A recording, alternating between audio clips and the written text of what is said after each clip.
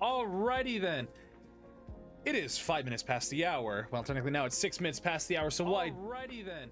Oh my gosh, I realized I did not mute that. That's really funny. So you'll be hearing me twice. Anyway, it's 6 minutes past the hour, so why don't we get started? Yeah. Anywho, guess what? We have a new a new channel, like a new just chatting screen for the VOD, and I'm really happy. And it didn't take that much effort, and that's okay because I like things nice, easy, and simple. So without further ado, this is our brand new just chatting screen for the VOD, and I feel like, oh, I like that just popping into frame like that. I like how it feels more aesthetically pleasing, and I feel like it just fits a little better with what we have and what we do. Oh my! Every time, I swear. How you doing, Grease? Oh my goodness. So yeah, anywho, hello everybody. My name is Val, and I am your host for the VOD, and this is... Oh, I couldn't tell if you were gonna cue me in. Hello, I'm the Phantom Fame. I am possessing everyone's favorite little Gojo figure today, as per the norm. Yeah, so because we are playing things a little differently with the VOD, and we have a brand new starting screen, or a just chatting screen, this is how we're gonna be doing it from now on, where, thank you. Oh, pardon me, I need some Tums. But this is how we're going to be doing it from now on, is for the VOD, our wonderful, wonderful co-host, Phantom here, is going to be joining me, and we're going to be, you know, just doing the little intro together. So... It's gonna take me time to get used to not just sitting here in silence, just kind of staring at you and, like, nodding my head and finger hovering over the throw a single Dr. Pepper button. Well, you can still do that. You just do that when... I can't. Yeah, I still have that power. Ah, see? There it is right there. And you have the ability to get your points back for that. If I was a jerk, I could. I will not do that. Yeah. Well, like I said, it's just, I feel like it's a wonderful thing to just to have Phantom with us in our introductions, because it'll just flow a little better. And not to mention, he's a wonderful part of this production, and you know, I want to make sure that people know who this wonderful, wonderful individual is. So if you're not following him already, go follow this wonderful, wonderful boy at the Phantom Fame. Is his username. You're doing so good. It almost sounds like you're not at gunpoint right now. Yeah, that's me. Yeah. Our banter knows no bounds. Am I right, bestie? Yeah, that's right. We're best friends. Help. He's pointing his little rubber band gun at my crotch. Okay. Oh, don't say another word. Another word. Another word. I'm sorry, that was an awful, awful joke. Bestie. Yeah, bestie. So, you know what I like to do, and it's going to be very quick. We're going to talk about our last stream and our next... No, I'm just kidding. We're going to do away with that for the VOD, because this is the VOD and we want to spend as much time focusing on our guest. So I'm just going to talk about the next episode of the VOD, and then we're just going to talk about today, because the past is in the past and the future is what we look forward to and the present is what we live in. So without further ado, our next episode of the VOD... Man, that actually had a really good ring to it. I got to stroke my own. Did you just say that on the spot? That was just a thing you said? Yeah, that was on the spot. No. What? Yeah. I'm so proud of you. Thank you. Can you move the rubber band gun away from my crotch? I might not, but I'll give you a Dr. Pepper. So, our next episode of the VOD is going to be tomorrow. Thank you, Jdroid. Our next episode of the VOD is going to be tomorrow at 2 p.m. because the new VOD schedule is 9 p.m. or 7 p.m. Mountain Standard Time to 9 p.m. Mountain Standard Time. On Friday nights, and still the same Saturday time slot of 2 p.m. Mountain Standard Time to 4 p.m. Mountain Standard Time. So you can expect a wonderfully new guest tomorrow by the name of No Chew, an Australian koala VTuber. So without further ado, let's talk about our wonderful, wonderful guest today. So, excuse me. when it comes to the vast array and number of VTubers that are out there, it seems that something that's on the rise recently are VTubers who are delving into the more technologically profound and otherwise advanced side of content creation. Which, imagine Marcus Brownlee if he decided to get an anime skin and then start tap dancing while getting things thrown at him. That's what it's like being a VTuber that specializes in tech. But at the end of the day, those people are having the most fun because they get to create a lot of cool things. Hello! Hello, hello, hello, welcome. Welcome to the show. Welcome to the show, my friend. What is that? Condore? Condore. I'm not gonna try to pronounce it. I'll let you go for it. I'll try my best. There's too many vowels for me. Too many vowels? Always too many vowels. Okay, that would have been a perfect time for somebody to throw Dr. Pepper at me. There it is. Oh, there it is. Ton's fine. Perfect. Well, with that in mind, it's going to be really fun to talk with today's particular guest. Today, we will be welcoming a cyberpunk corpo VTuber. Now, he is an amateur astronomer, a licensed skydiver. You know what's funny is that my dad recently went skydiving for the first time. My dad's in his 60s. Can you imagine that? Like, being 60? Yes, being 60. I can imagine that. The old age and also the Social Security. It's a fun thing living in America. No, but just imagine being it's like skydiving. I thought of doing it. My older brother's done it. My dad's done it. I have not. But, you know, but I hear it's incredibly safe. So we're definitely going to be talking about skydiving today because I'm really interested. So he is an amateur astronomer, a licensed skydiver, and a seasoned programmer. So if you enjoyed our previous guest, Vega Lire, who is also a programmer, you'll certainly enjoy today's guest. He is a variety streamer doing gaming, just chatting, and various IRL streams, such as making cans into ingots through smelting.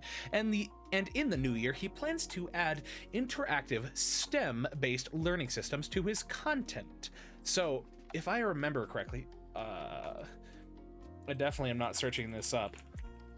Is it what STEM stands for? So STEM stands for science, technology, engineering, and mathematics. And recently, with a lot of the education going on in the world today, STEM is one of the fastest growing and on the rise parts of education that we can see for our young people. So truly something that I look forward to.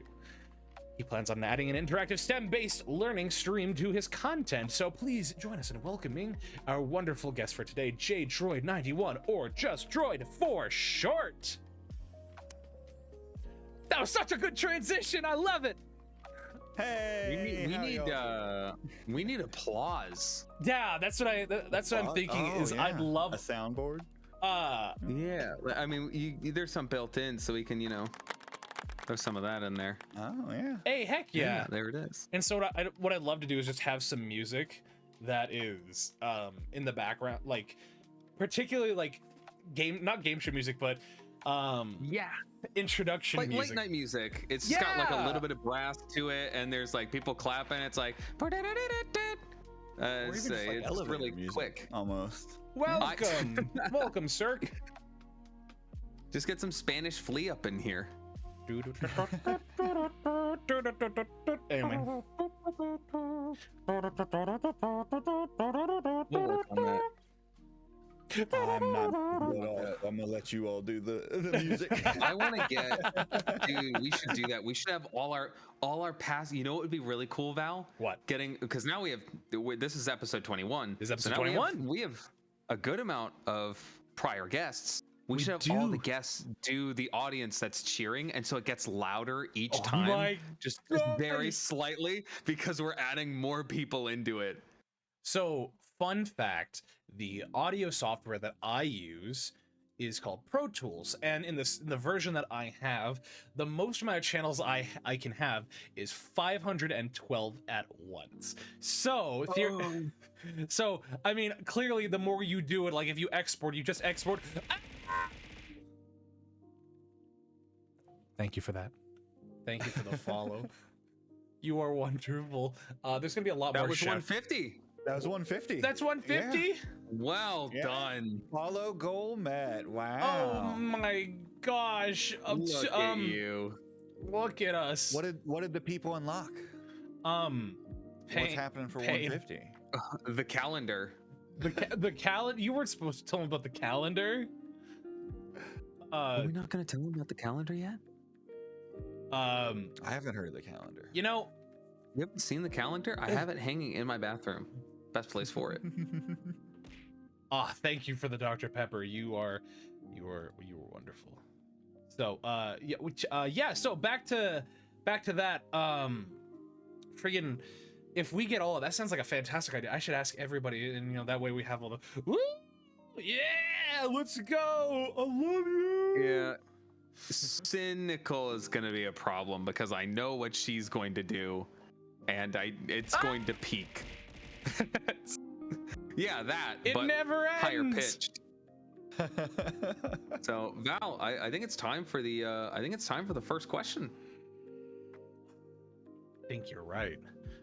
So, Jdroid, my wonderful friend, we ask the first question, and it is, in my opinion, the most important question to the show, and that is, who are you and what is your story? So mainly I am a programmer, and I've touched about every realm of programming you can. I've done embedded system in Arduinos, I've made compilers and some kernel level systems, I've made video games, mobile apps, websites, really just about anything. I explore it all. I've done some Unreal Engine development as well. And really from doing all that, I really like YouTube and stuff to wind down. And, I started watching or planning a trip to Japan with my friends. Started watching a bunch of the Trash Taste podcasts on YouTube, right? Oh. And I really liked that series, really kind of liked the guys, started following, Garnt and Connor and Joey. And I saw that Connor streamed frequently. The other two don't stream as frequently. Yeah. But I started getting into his streams, and that was actually last January. And that was the first time I ever even got on Twitch to really view or do anything like that. Before that, I didn't really get why.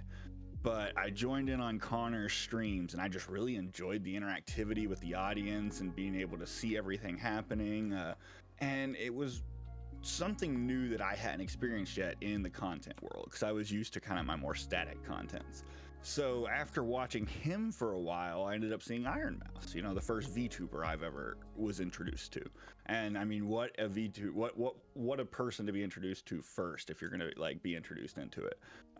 Great personality, and she just kept talking about if you ever wanted to start streaming, you should just do it. It doesn't matter if you don't have your avatar. It doesn't matter if you don't have overlays, emotes, all that other stuff. She's like, when you first start, you're not going to be any good. She even said herself, she didn't want all the avatars she has now and everything when she first started, because she wasn't good. And if people came in and saw her not being a good personality to watch and everything, while she had that, she's still not going to retain anyone.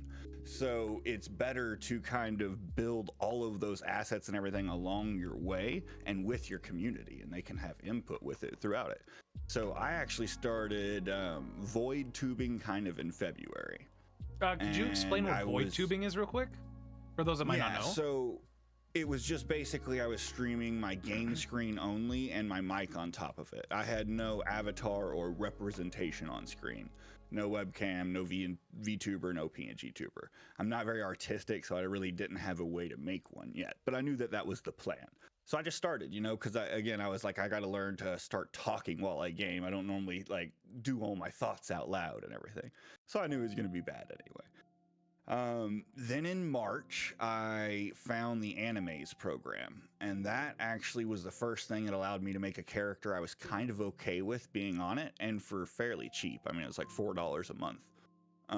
So I really liked that, and I started using that for my VTubing, and I launched my VTuber in March, and then, I kept going, and I eventually got a better computer in the summer so that I could run better games, more programs, all the extra stuff that kind of lets stream go, Yeah. And then I ordered the live 2D avatar, got that in November. And then once that launched is when I really started reaching out to the community, you know, people like you, whenever I saw you on Twitter, into the VTuber Central Station, where I've met a lot of people to collab with and a lot of friends. And that's really whenever I kind of like, I could see all the difference on my channel. Like my channel was doing absolutely nothing until about summer. I started getting some frequent people. And then when I did the November one and I started collabing with people, everything took off, and I actually just got affiliate on December 21st.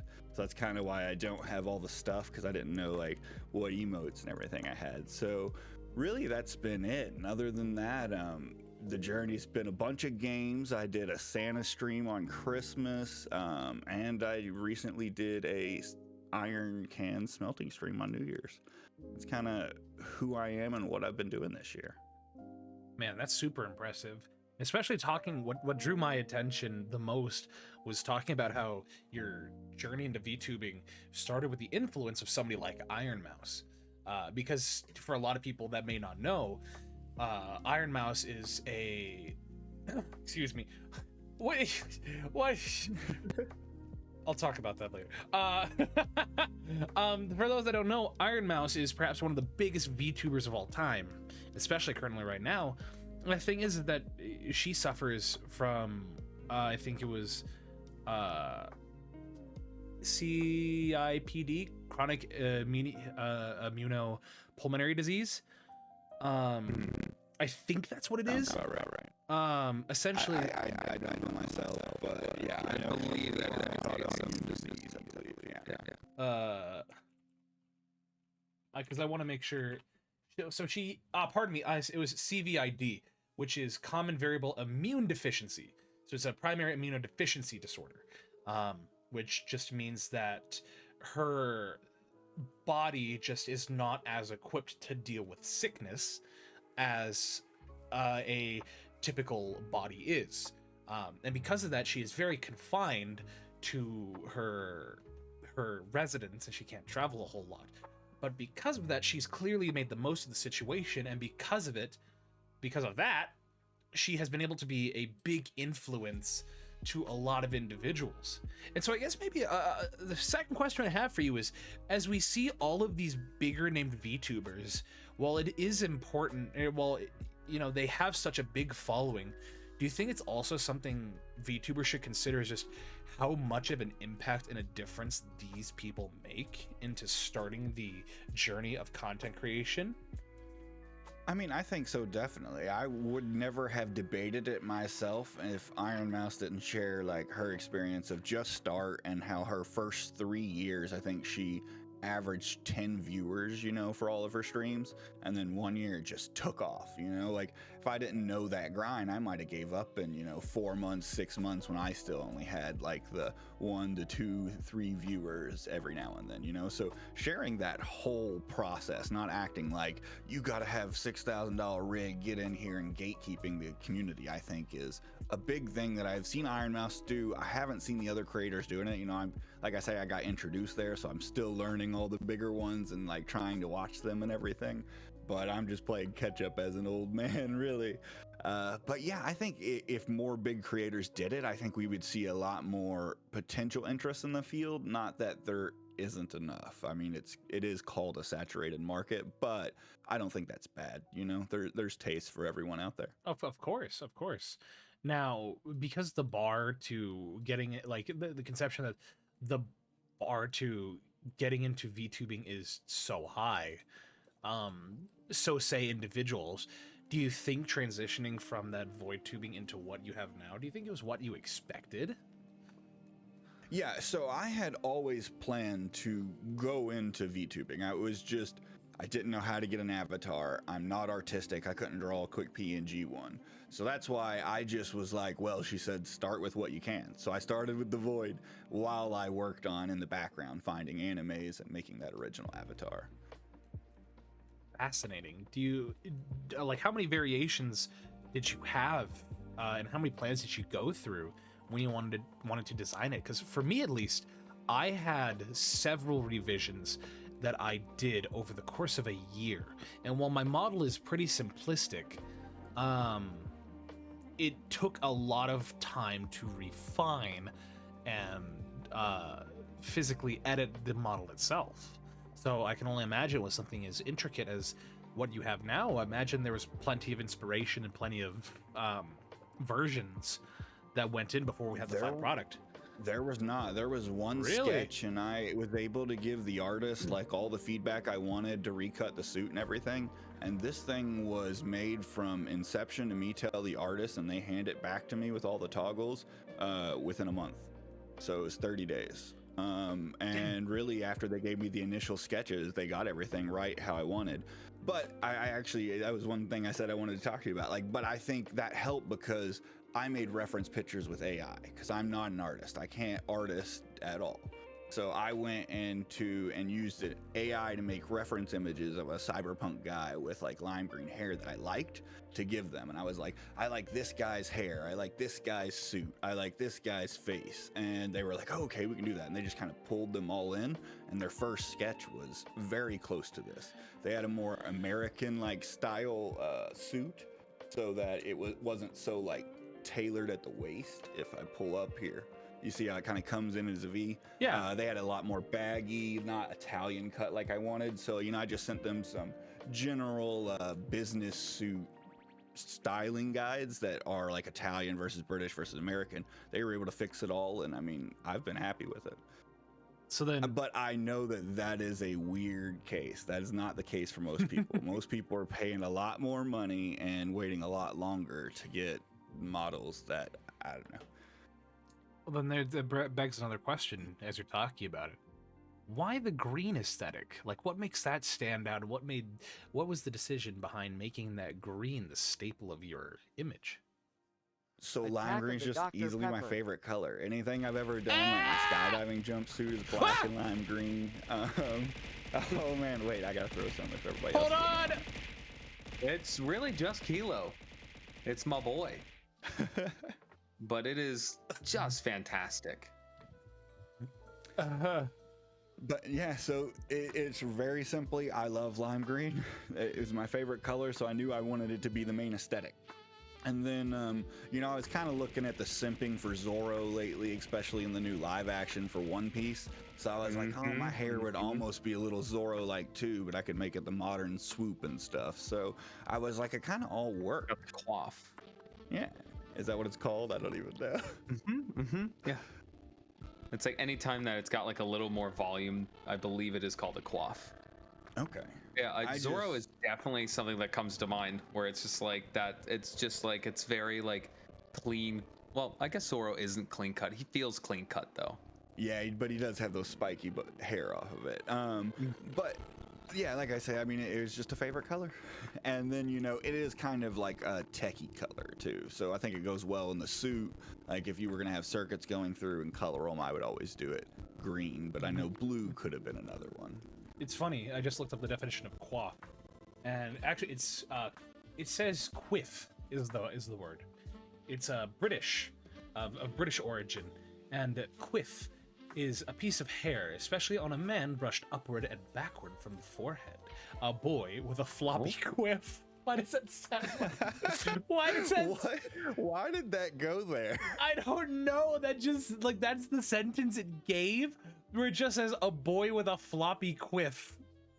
I would hate to see that in a spelling bee and all the, like, responses the middle schoolers A kid walking around with a floppy quiff? Yeah, me too.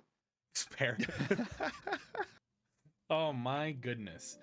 Oh. I'm just imagining them, you know, the National Spelling Bee, they're all up on there. The word is like quiff, and they're like, can you use it in a sentence?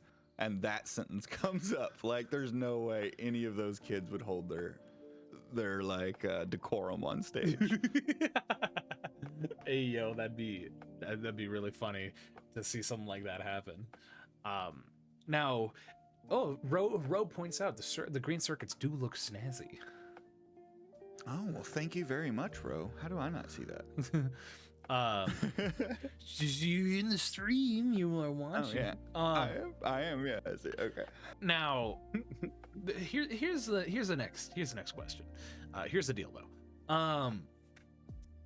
I guess, and then just to show I got a keyboard. and I got a controller. Isn't that sick? So those are kind of my toggles. And then this is supposed to be a Luffy face. Dude, that's sick. But well, clearly, it's this goes into my next question is, it seems there's a lot of influence that you have besides your own personal taste, you know, your love of programming, your love of the color green, but it also seems like you have a very big love of pop culture that you use to influence this design and this look. You mind talking a little bit about those influences? Yeah, so actually in December of like 2022 and last January, I was actually playing a Cyberpunk Red TTRPG campaign. And I made a corpo that I really liked, you know, with my name. I'm not gonna dox myself, even though I've done it on my own stream many a time. I plugged in a PlayStation controller, my full name came up on screen, and I was like, well. That's amazing. To be fair, it's one of those things where if that ends up happening, you just don't acknowledge it, you just move on. Oh no, I mean it's not just worse. yeah, it's different taste. Like that happened to me where one of my favorite things to do is whenever people hear that I call my mom Karen, they're like, oh, like that's your stepmom. I'm like, no, my birth parents are still married. Like that's them, original marriage, still the OG mommy. And the OG which I mommy? hate that I called her that. But like I called her on stream one time, and the first thing she does is when she answers the phone is she says my entire legal name. Sound like you're She holding just back goes, an F word there. The entire legal name, and I'm like, hi Karen, thanks for that. Like, so I was smart enough where I was like, okay, when I call her on stream, I'm gonna hold the phone away from the mic and then I'll bring it over. And I did. She said the full name, I brought it back, and then she just said it again. And I was like, and that's how it works. Like, Karen has unbelievable. And then I remember chat was dead silent. Like everyone was like, and people were like, uh-oh, like I heard something I shouldn't have heard. Like, and then people were like, delete the VOD. Like, hurry, end stream, delete the VOD. I was like, no, what? Like, it's my first name. I'll survive. I'll live if you know I have one of the most common first names that there is. It's Doug. I won't die. It's Doug, by the way. That's my big thing on doxing for me is I have one of the most generic names in the United States. Even my stream that saw it, they would not be able to figure out which one of those I am. It's not this, but it's basically like being named John Smith. Like, it's like, it's just so generic, it wouldn't do it.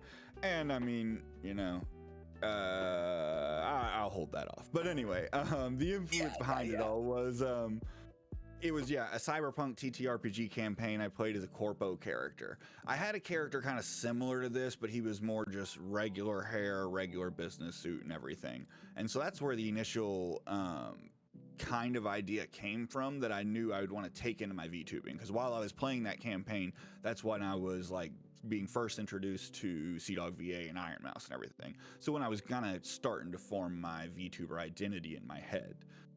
So it kind of like was intertwined with that TTRPG campaign. So that's how I kind of landed on the cyberpunk vibe. Man, did you ever play Cyberpunk, like the actual Cyberpunk game? Yeah, I played 2077 on stream, and I recently streamed the Phantom Liberty expansion. Oh, I still need to play the Phantom Liberty. Like, so I haven't finished it yet. I need to. Yeah. Mistress Bunny, wonderful. Welcome. They, I will say they, because I want to make sure. They said that your design is pretty cool, for real. Thank you very much, mistress. I appreciate it. But also, so fun fact, I pre-ordered and I bought Cyberpunk Day 1. Oh man, see, I didn't make that mistake. I wasn't interested in it until I played the TTRPG. I came in after it was past 2.0 and everything was fixed. My friend, that game was glorious Day 1. Because really? Yes, because of how broken it was. And the thing is, I've been playing Fallout games most of my life. And so because of that, I was well equipped for whatever buggy mess I was in for. Because in the very first mission, where I would rush in and where you would rush in with Jackie and have to clear out the apartment and rescue the woman in the back, like who's by the scavs and whatnot. Yeah. And get them to trauma team. Yeah. Jackie, so you run towards a door that you're about to like clear a room into, and you're supposed to be on one side of the door and he's on the other.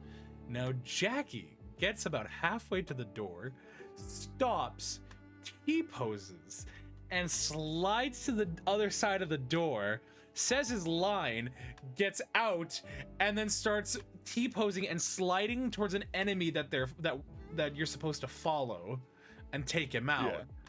And you just see him when you take out the two guys at once. It's you like doing the whole animation of like the headlock, and you just see Jackie just grabbing the man. The man is just like up against his chest, but he's still T-posing, so he's not grabbing on it. He's T-posing, so he's just kind of like chest bumping him like the whole time. Yeah. And then like there were other guys when you clear the room, you see them all start T-posing and then just fall to the floor. It was the most broken, buggy mess that I had like so much fun enjoying, and I did not regret my purchase whatsoever. Like, and that's because I kept my expectations low. And when I did that, the game became so much more fun. And once they actually went through and fixed the game, that is when I started to truly enjoy it. Because when it comes to these new games, if you don't keep those expectations low, you will be disappointed. But if you keep them low and then go in, every game is just a masterpiece. Because it can only go up from there. For the bigger ones to just wait for a while for those patches to come through. I tend to just wait on some of those like that if I know they're going to be really buggy. Like I was really lucky. I missed that with No Man's Sky too. I was like, I don't think No Man's Sky is going to be good at launch, so I just didn't play it until they had like basically revamped the whole game, and it was an amazing game again. So like I've been really lucky. No Man's Sky, Cyberpunk, all those to avoid that. The one thing I haven't been able to get into that's a big game is I know Phantom's one of his favorite games. Here it comes. People through. Here it comes. I hate Elden Ring, man. I can't stand that game. The environment, the lore, all of it. I'm just like, oh, I'm not interested. And then it's just too hard. It's fantasy garble. Yeah, it really is. I'm not a big lore person either. I know it, but that's because Robe is a huge lore person. The emote's gonna show up here in chat in just a second. I know it. It always does whenever I say that word. Yeah, I mean, my strategy for video games was originally Humble Bundle, which is why I have like 700 games in my library. I have so many Humble Bundles in my Steam. Yep. I probably have like so good. They used to be. Have you finished redeeming all of yours yet, though? Probably not. Yeah, I know I haven't. Goodness. I'm sure that there are some that have expired. Like that's whenever someone's like, yeah. I've been thinking about playing, like they'll say like a game that's older, like 7 Days to Die, or they'll say like Golf with Friends, and I'm like, give me a minute, let me look and see if I have a spare key. It's happened like 3 times where I've gone in and I found them and just been like, here you go, I had 3 7 Days to Die, like now we all get to play and it's already paid for. And yeah, my strategy was that. Now it is just wait for a Steam sale and buy it then.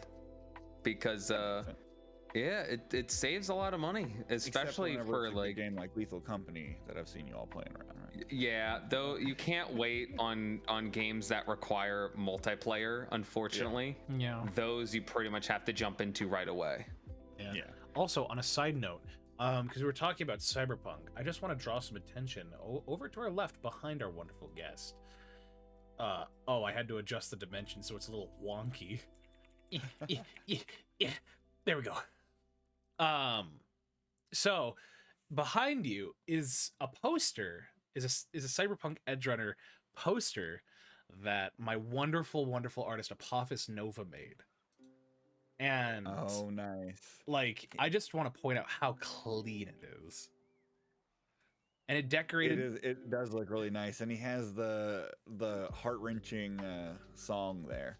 You can't hear that song and not tear up a little bit after watching that anime. I saw Apophis say they were gonna have to go to therapy for edge runners. Me too, man. But yeah, sorry guys, not sorry. I will always find an opportunity to plug my wonderful artist. Go support him. He is amazing. He's awesome. He has a Twitter and he also is a streamer. He's also in the Discord. So I just wanted to point that out. I don't shout out my wonderful artist enough. So, because he's the one who designed this entire set. So, yeah, I just wanted to point that out. Well, Nova, it looks great. The set looks great. The new poster looks amazing too.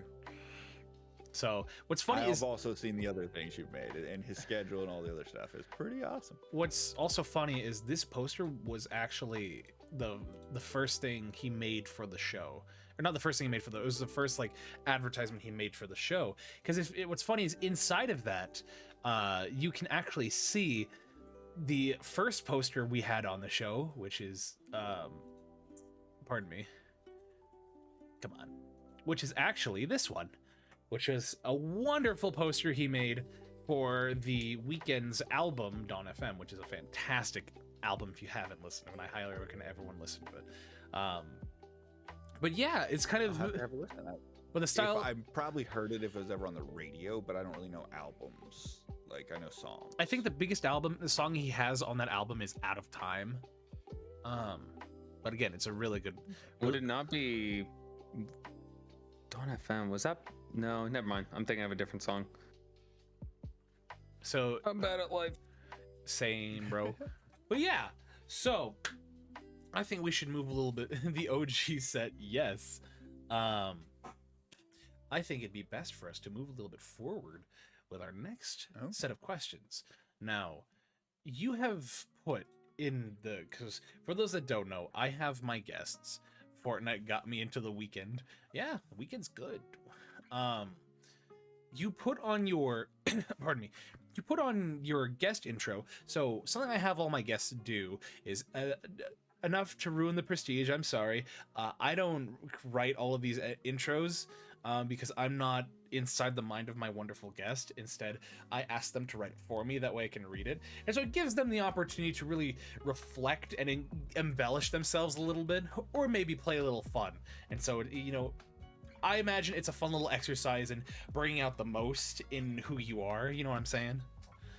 And so I thought it was interesting. It definitely made me introspective. Yeah, it gives you such a good perspective on who you are. Dawn FM is so good. Give the album a listen. I concur. Hey, what's going on, 4 Mile? What if self-reflection is horrifying to your guests, though? It do be like that. Also, 4 Mile, I'm contacting you. We're gonna get you on the stream. Don't shuffle. It plays like a radio station. It really does. Jim Carrey also does some voiceover on that album too. So, yeah. Sometimes the inside is what? Oh, yeah.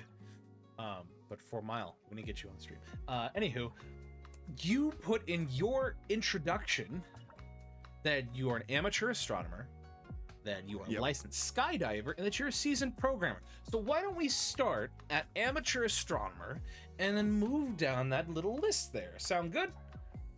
Yeah, that sounds good. So the reason I put that in the intro is because one of the things I want to actually start doing in the new year is on clear nights when it's available. I have an astrophotography rig and a 12-inch Dobsonian telescope. So I can actually hook my telescope to my camera and stream the view from the telescope. And so I really wanted to start doing astronomy-based streams at night on clear nights. Problem with that is you can't really schedule them, you know? Like, I don't know when the clouds are be good this day or that day, so they're going to be fairly spontaneous, you know? But I've done a lot of different astronomical volunteering around me. I've donated a bunch of telescopes to local libraries so kids can check them out. And then I actually worked in 2017 to teach the first ever NASA Girl Scouts astronomy badge at Kentucky Girl Scout camp. That was the first time the Girl Scouts had ever done that badge, and it was officially organized by NASA, and they needed a bunch of astronomy volunteers to come in and help teach it. And then it's now a nationwide program that any Girl Scout can get the badge for. And so I really like doing that stuff, but I have no formal training in it or anything. I just like telescopes, started using them, started meeting people to teach me more, and until I just met the community at large. Then at what point would you say you describe yourself to be a professional? Because, you know, I've talked about getting paid to do it. I mean, because I've talked about it a little bit before, how, you know, I think that sometimes, depending on what kind of label you want to use, I think using something like professional amateur can be a little bit reductive to your own wonderful and unique talents. I've seen people that can do so much more on the astrophotography realm. That's really what I'm trying to get into. That's just a lot harder to do, because when you're doing the long exposures, you have to have tracking telescopes, and then you got to keep those completely calibrated and aligned and everything for while it's going through the sky. And I'm just not any good at that. That's why I kind of consider myself amateur. Almost anyone can put their eye in a lens and, you know, use a telescope, and it's really cool to look at the moon. My telescope, if it's a clear night, can actually see the lunar rover tracks on the moon if I have my highest focal length lens, or lowest focal length lens, whatever the zoom is. Yeah. My goodness. And so that's a cool thing I want to share with stream. Oh, that sounds like something easily remedied by doing a hostile takeover of your local high-powered SETI station. That is really good. That's really funny. Yeah, my pardon me, my twin brother, he is very big into astronomy, and one of the things he wants to be is an astrophysicist. What's going on, Heel? Like, with that, he has a nice big it's the sound of me dying. Are you happy? It is. The government doesn't want you to know. It's pretty great. I mean, honestly, there's astronomical societies in every city nationwide, and a lot of them actually have dark sky points that will have domed, like, automatic sensing telescopes and stuff. Technically, like, if you're part of the society, normally like $40 a month or something, or to be a part of it, you can then go use the dark sky and their super advanced telescopes, like, just in slots. You know, you reserve it for an hour or two this night, that night, and it's just kind of part of your astronomical society membership, and that's open to the public in most cities. Fascinating. Yeah, with my brother, he has a really nice Celestron telescope, and he doesn't do astrophotography, but he just does stargazing, and it's something that, you know, he really enjoys. $40 well spent. Give me that Mars telescope. Heck yeah. Like, what's interesting is my university has 2 observatories. So they have an observatory on campus, and then we have an observatory about 15 minutes outside of campus at an agricultural center nearby. And so because I live in a small town, it's you can really see a lot of the stars, like the night sky. And it just don't have a lot of light pollution. That would be amazing. Nope. Yeah. A lot of, like, if I look outside my window right now, I can see that the sky is covered in clouds. But on a clear night, you know, it is beautiful. Yeah.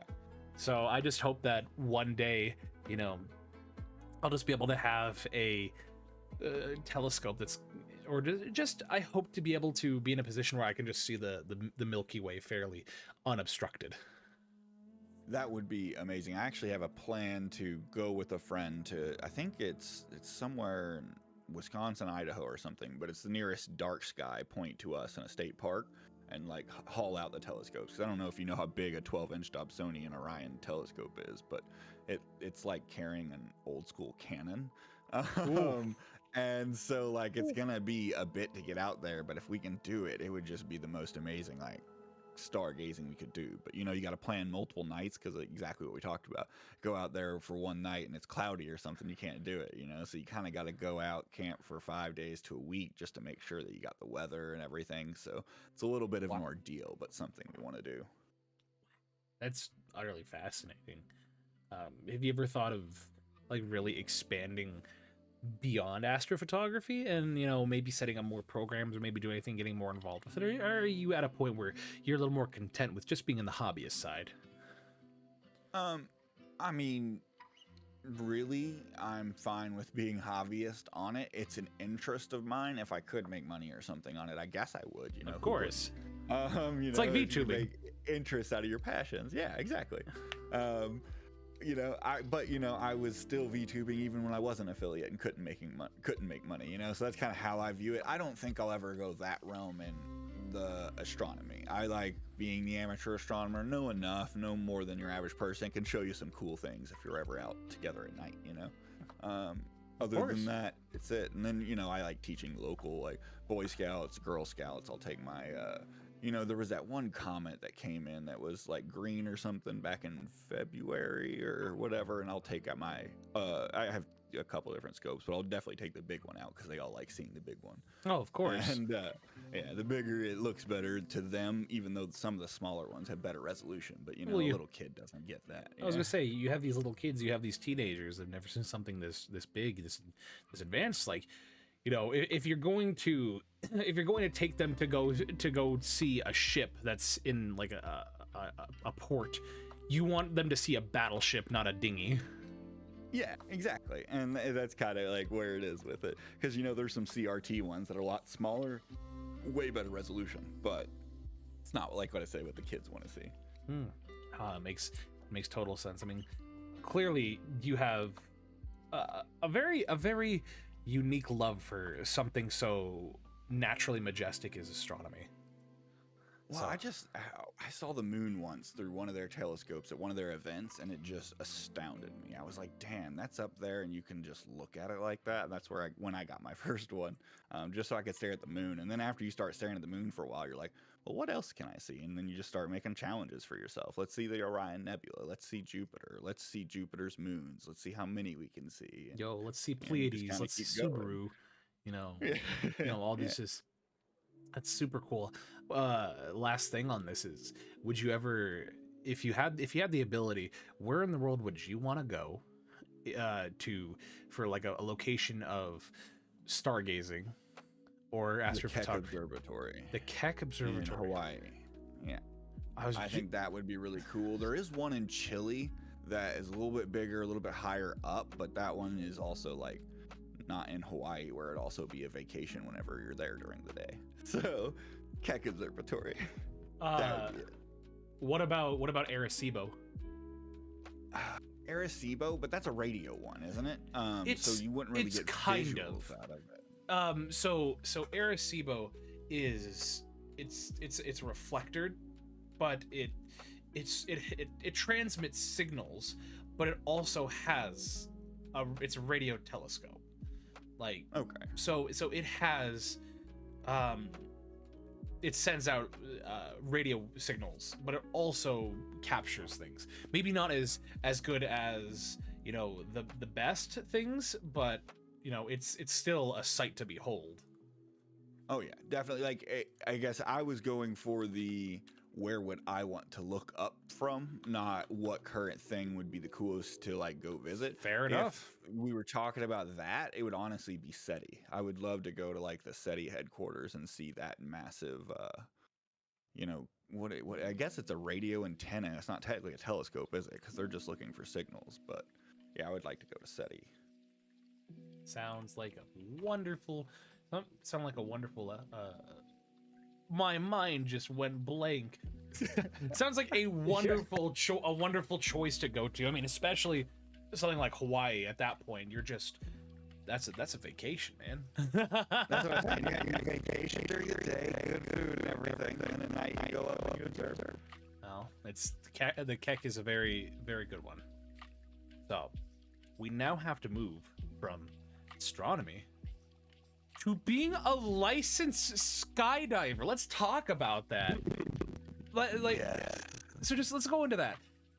What does it mean to be a licensed skydiver, and what started this passion? So to be a licensed skydiver in the United States, it means you had to have done at least 25 jumps. So some solo. The first 5 can be tandem. The next 20 have to be solo. And they kind of go from varying states. But once you get to the 25, you take a test jumping with an instructor. You basically have to do like back flip, front flip, 360 spin, touch his hands, go backwards, touch his hands, pull your chute. And if you can do all that before, the end of the free fall, then you pass your test, That would be a sucky free fall. A license. Oh no, it's actually a really fun. No. thing. I mean, if you're waiting to that very last moment. Oh yeah, no. The instructor will wave you off if you're too long, and you have a hard ceiling that you have to pull at. So, but after that, in 25, you become an A licensed skydiver. So basically, you can jump with people in formations or alone by yourself.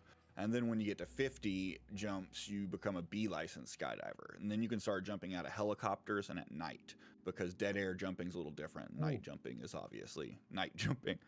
And then the next level is C at 200 jumps, and then that's when you can start jumping with peripherals like cameras or snowboards or kayaks or whatever. Just basically, you're comfortable enough to do crazy stuff in the air. And that's when you can start wingsuiting as well. You're not allowed to wingsuit out of an airplane until you're a C licensed skydiver at 200 jumps. Wow. Now, and wingsuiting is really the big goal. I eventually want to actually do base wingsuiting. Like I want to go to the top of a mountain, jump off of it, and wingsuit down to the valley. Like that would be the goal, but that's a decade away for me. Now, if I may ask, what is the pricing for something like this? Because I've always imagined, is there like a membership thing, or are you paying for each individual jump? Yeah, so that's where it's confusing to most people. It actually depends on how you start. Tandems are like $200, $250 each, and you're going attached to someone. But I actually never went tandem. I've never went attached to anyone. I would not trust anyone else with my life enough to be attached to them and let them fly, personally. So I started with what's called static line, and they're a lot cheaper. Your first static line jump, because you have to pay for the first jump course, 4 hours of training in a classroom, and then you go up and you do your first jump. And basically static line is there's a 30-foot cord between you and the airplane, and it automatically pulls your chute.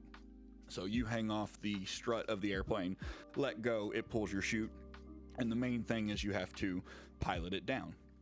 And for your first 5 jumps, that's all you'll do at one of the most minimum altitudes. It's like 3,000, 2,500 feet. Wow. And you'll do that. You'll kind of get your canopy piloting skills down, how to land and everything like that.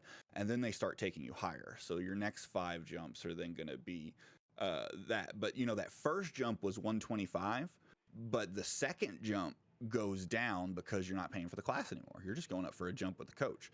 So you have to pay for the coach and you have to pay for your jump.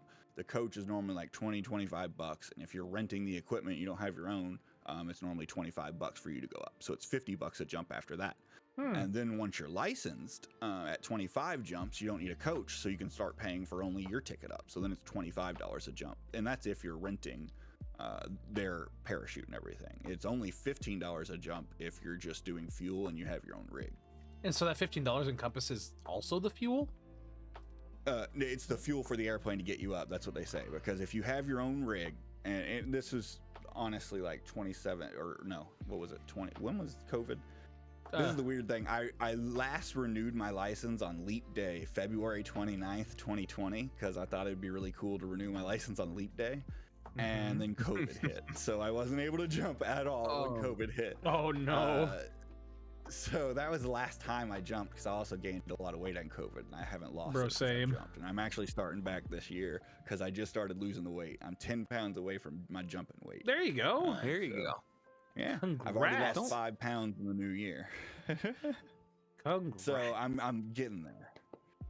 But yeah, so basically it's 150 for your first jump if you do static line, and then it'll go down to, like I say, 50 per jump until you're licensed, and then it's 25 per jump. So it's not that bad after you get over that initial class hump. Now, if you do tandem for your first 5, all 5 of those tandem jumps will be $250 a piece. Jeez. So that's also why static line saves you a lot of money if you want to like go in and learn it that way. I feel like it but also you'll never have the comfort of someone else jumping with you. Like you're up there solo your first time. I was gonna say, I feel like it gives you that independence of flying alone. Exactly. It is the confidence. I paid for my friend and his wife to come out and do it, and they were a little apprehensive. And after they did it, they said, "Oh man, I'm glad we never went tandem. This was amazing." So then the question, even though one of my friends broke his rib doing the ground school, he was supposed to jump off one little step and do like a tuck and roll, did it and broke his rib, didn't know it, still jumped and everything, and went to the doctor the next day. They're like, "You got a broken rib." Wow. That's nuts. So then I have to ask, what sparked this? Like, are you just an adrenaline junkie, or you just saw it one day and was just like, man, I'm feeling like throwing myself out of a Cessna, 3,000 miles up? 3,000 was the first one. You eventually do 10,000 feet up is the average one, where you're getting about 45 seconds to a minute of free fall. But yeah. So then what sparked this? So basically, it was, I do have an extreme fear of heights. I can't stand on the second floor balcony of a mall because I'm a very tall person and my center of gravity is over most railings. And I just have this primordial fear of like starting to fall or someone pushing me and those railings not being able to stop me, because my legs are just going to go over it and I'm going to fall. So I can't stand near any of those or do any of that. But that fear goes completely away when I'm in any equipment that I know can handle it, because I am confident in myself to handle it. So like I can do, like I'm lead climb certified. I like rock climbing. As long as I'm in a harness and on a rope, I'm comfortable, I can deal with it. And then skydiving is the same way. I have my rig, I'm good with it. The first 1,000 feet of the skydive is the scariest for me, when the plane's climbing, because that's whenever really your parachute doesn't even matter. If you're under 1,000 feet, you're not likely to be able to get out of the plane and pull it in time that you're not going to get seriously injured. So I'm always scared for that first 1,000 feet, and then after that I'm good.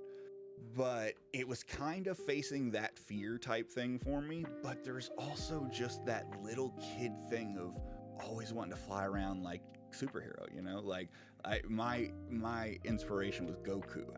Every single jump I've ever done, I've worn a Goku Turtle Hermit school gi shirt. So you know what I'm saying? Like those t-shirts that have Goku's Turtle Hermit school. I wear one of those t-shirts every time I jump, so I can feel like I'm Goku flying through the air. Oh, so heck yeah. Really, it's sparked from being a young kid and wanting to fly like Goku, and I was like, the only way I'd be able to do that is if I could skydive. And then eventually it was, you had to be 18 years old, so I was never old enough. Then I was in college working and everything, never did it. And then I got to like 27 and I was like, why haven't I done this? This has been a dream for a while. So I just went to the local drop zone and started up. When you continued to do this, did you ever think you'd get to a point where you'd use this as a way to really overcome your fears? And do you think, having some sort of exposure therapy like this is, just if somebody has a fear of heights, do you think this would be a good way of alleviating those fear of heights? I've jumped 52 times. I'm eligible for a B license whenever I go back to jump. So, but I'll say it has done nothing to alleviate mine. I still can't stand on the second, I can't stand anything about 15 to 20 feet up. I can't stand it at all. Even hotel rooms, like if I'm on like the 30th floor of a hotel, I cannot go anywhere near the window and look out of it. So it's more just as a passion thing that it's one of those things where when you're a part of it, you just shut your brain off. You're like, I'm in the moment and I'm here to enjoy myself. I'm free of this inhibition that is my fear of heights. And it's just about proving to myself that I'm not going to let something like a little fear stop me from doing something that I really enjoy and is an awesome experience. Do you think you maybe have a little advice in maybe somebody wanting to try something as daredevilish as this, and they're having a little bit of apprehensiveness? The more you think about it, the less likely you're gonna do it. That was actually when I was young, I skateboarded. I stopped skateboarding at 13, but I learned that really quickly at a skate park. They'd say if you're standing at the top of the 8-foot pipe and you're waiting for more than 3 to 5 seconds to go, you're not likely gonna go because you're too scared to do it. So after that, they'll back you off, they'll tell you to get off, and then you'll come back. And you basically have 3 to 5 seconds to just go and do it. Because if you don't, you'll overthink it and you'll never just go over the hump. So my advice is don't overthink it. Don't look into all the bad things that can happen. Be prepared. If you go to skydiving school, they go over all the emergency procedures. I actually had to do 2 emergency procedures my first jump. Wasn't bad, wasn't scary because I was prepped and I knew what was coming. But don't let it wait and become a big monster in the background. Face it while it's still small and it looks sizable. It's funny that you say that because, pardon me, I'm moving my phone my face tracking. Gosh darn it. It's funny that you bring that up because I'm a 6'3" individual with a long wingspan and long legs, and I'm 6'5" and 238 as of today. There you go. Thank you, Bombastic. Where have you been? I've been wondering where you've been. Where those singular Dr. Peppers? You and I are gonna have a chat after the show.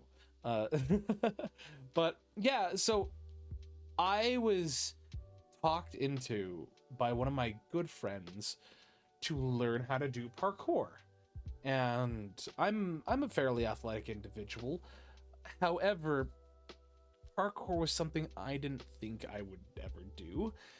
And I've talked about this before, is if somebody wants to get into doing like parkour or any kinds of gymnastics, your best bet is to learn how to do a front flip by far. And the reason being is because like the backflip is easier to learn, but people psych themselves out far too hard on the backflip.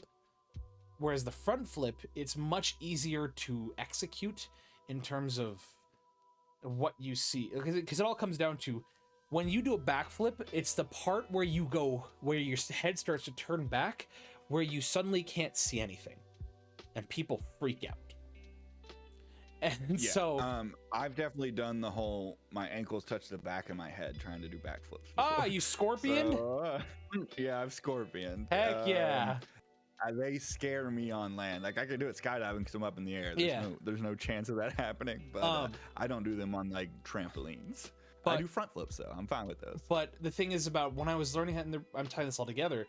When I was learning how to do a front flip, because the thing is when you learn how to do a flip, learning how the front flip is the best because you see where you're going, and you see where your feet can go. But it's much harder to learn how to execute. Now, my biggest hurdle was I would get inside my own head. And when you're very first learning, you typically jump into a front flip into a foam pit with foam blocks. And yeah, whenever I was practicing, I was at a cheer gym. Yeah, that's exactly where I was because, it's the only place in town you can do it. And they do it once a week from, I think, 9 to 10 p.m. or 9:30 to 10:30. It's like $3 or $4. And they open up to everybody. It's an open gym, but it's mainly for cheerleaders or like just children's gymnastics. And so here I am seeing these kids that are maybe like 10, 11, 12 years old, and they're like doing full on somersaults and flips, like going down successive flips, and I'm over here as a 23-year-old man being scared to jump into a foam pit, and I just got in my head far too much. And it's doubling back to what you said of you can't think about it too much, because if you do, you will psych yourself out too much and you just won't be able to accomplish it. And there were times where I would just have to take a step back, and I'm like, hey, my buddy who is teaching me, can you go and do that and just show me so I can get that energy to press forward? Because seeing somebody do it, yeah, like see someone else do it makes it seem possible. Oh no, hold on, brace.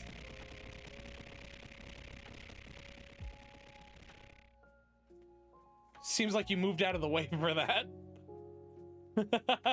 Really did look like he moved. I did move for a second to take a hoodie off while it was happening. Oh my gosh.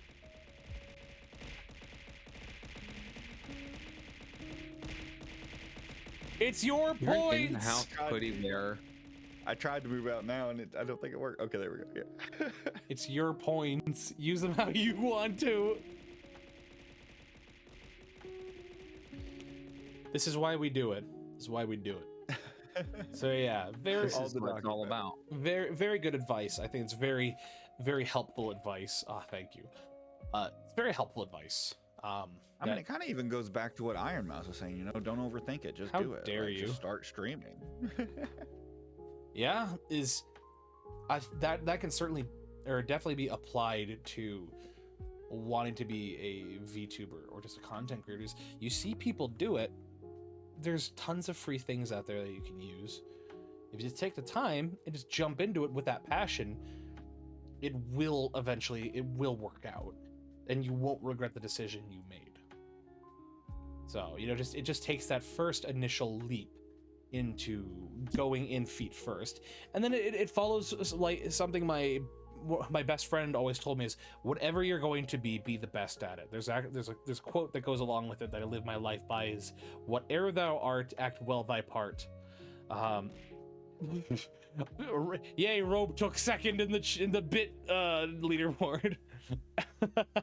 Also, guys, fun fact, if you cheer bits, because the thing is, the throw all the Dr. Peppers caps out at 50, but if you want to throw more than 50, say you want to cheer 1,000 bits. How dare you, Robe? Say you want to say you cheer 1,000 bits, I get thrown 1,000 different pieces of whatever at me. I just want to throw that out there. We just got an RR redeem. Yeah, I saw it. So I can tell that you're rubbing your eyes right now as you said that. Yep, I do it a lot. It's a habit I need to break because my tracking always goes off when I do it. But it's a habit. So you don't have to do this. Thank you, Brandon. You don't have to do this, Jay. This is something we do, and you've seen it on our show. I will do my. I'll give it an attempt. But you would be the first person to not jump in with us. I'll definitely give it an attempt. Give it the old college try. Yeah. All right. Well, I will go. Do you want? That's the thing. I'll give you the option. Do you want to go first and get it over with, or do you want to be the last one to do it? And I gotta be the last one. I gotta hear something. You want to show us? Just Oh, to have a chance. you want to show us how it's done? All right. Robe. Me? Robe, do you want low or high from me? I always give the option. I'll go first. That way I set the mood. I set the tone. I hope you've been getting good at Phantom. Like, you know, finding that nice middle ground where it's not like vocal fry, but it's also like, you know, nice. You want low this time. Oh, I see. Well, Robe. Hey, Robe, you've been a good boy. This one's for you. Okay? I could do better. What's for you, bud? You've been a good boy.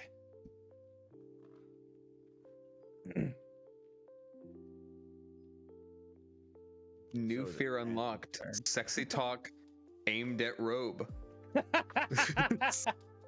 Sus. Rebecca. By the way, they might be on an ad. I'm on an ad. Oh no. Oh, so we'll have to do it again? Okay. I'll do it again. Yeah. It's possible. Meat Canyon. The Meat Canyon good boy. Good boy. Yeah, I think it would Discord would cut me out if that happened. Can I turn off the wait a second, hold on. Yeah, you can turn off the noise suppression. Think about this. If I turn off the noise suppression, would that fix it? I wonder if it would. Where is that? Sure, try it. I have crisp off on mine. What the heck is that I see the artwork tab? What are you talking about? Dr. Pepper's my favorite soup. I don't know what you mean. No, we're gonna double back to that. Yeah, I don't know what you mean. I'll do the RR one more time. Because you're a good little boy. Actually, if I wanted to, I could probably start to sound a little bit like Kratos. That was getting close. Right, fairly close. He gets. No, I'm not even gonna try. Christopher Judge. He's such a masterpiece. That's so fair though. To just like to back off of his voice. He's such a good voice that it's like no matter how good you are, that is an intimidating voice to give a shot to. Yes, I'd love for Christopher Judge to look at me and say, "Good boy." Anyway, he could look at me and say nothing, and I'd still be excited. He could just look at me. All right, here you are. I'll snooze the ads as well. There we go. Ads are snooze for 5 minutes. This one's for you. You ready? I choked. Pardon me. I choked. What was that? I choked. Pardon me. It's just I can't get that, man. I can't do the RR as well, like low, but I'm trying to be better at it.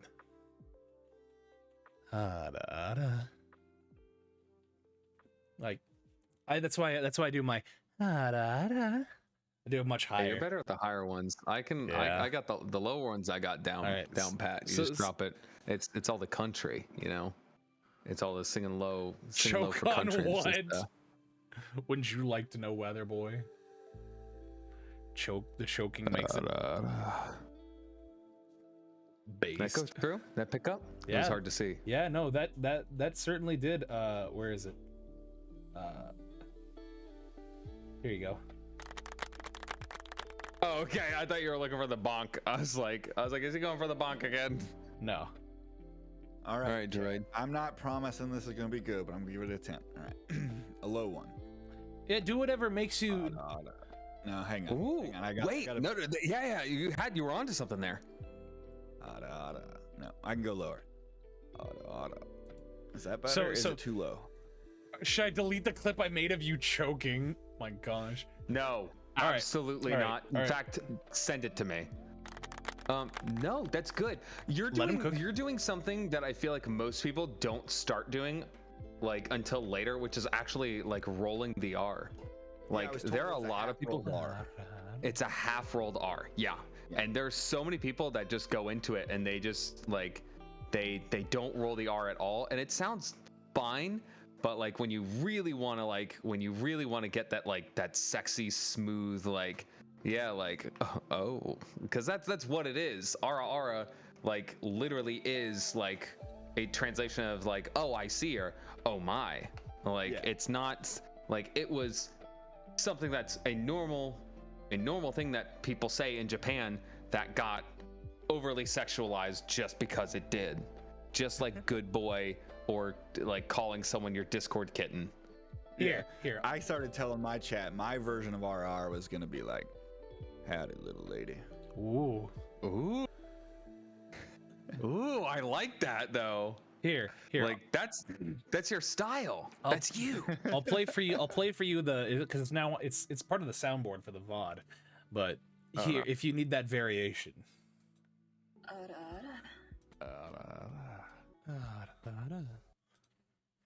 Who was that first one?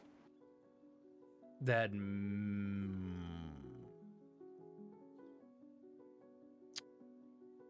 I have no idea. Yeah, who was that first one? Who was Play that? it again. Where was it? Is that Mono? Is it? Is that Mono? Is that Mono? I don't know. I said it the other day where it's like I think the only way I can view Marie and Mono is that they are like my children. They're my VTuber children, and I am their VTuber dad, who goes out and is like, "Oh, you're too nervous to talk to that person? I'll go talk to them for you. Be 1 second. I'll set you up a play date. We got this shit." Oh my goodness. But Whew.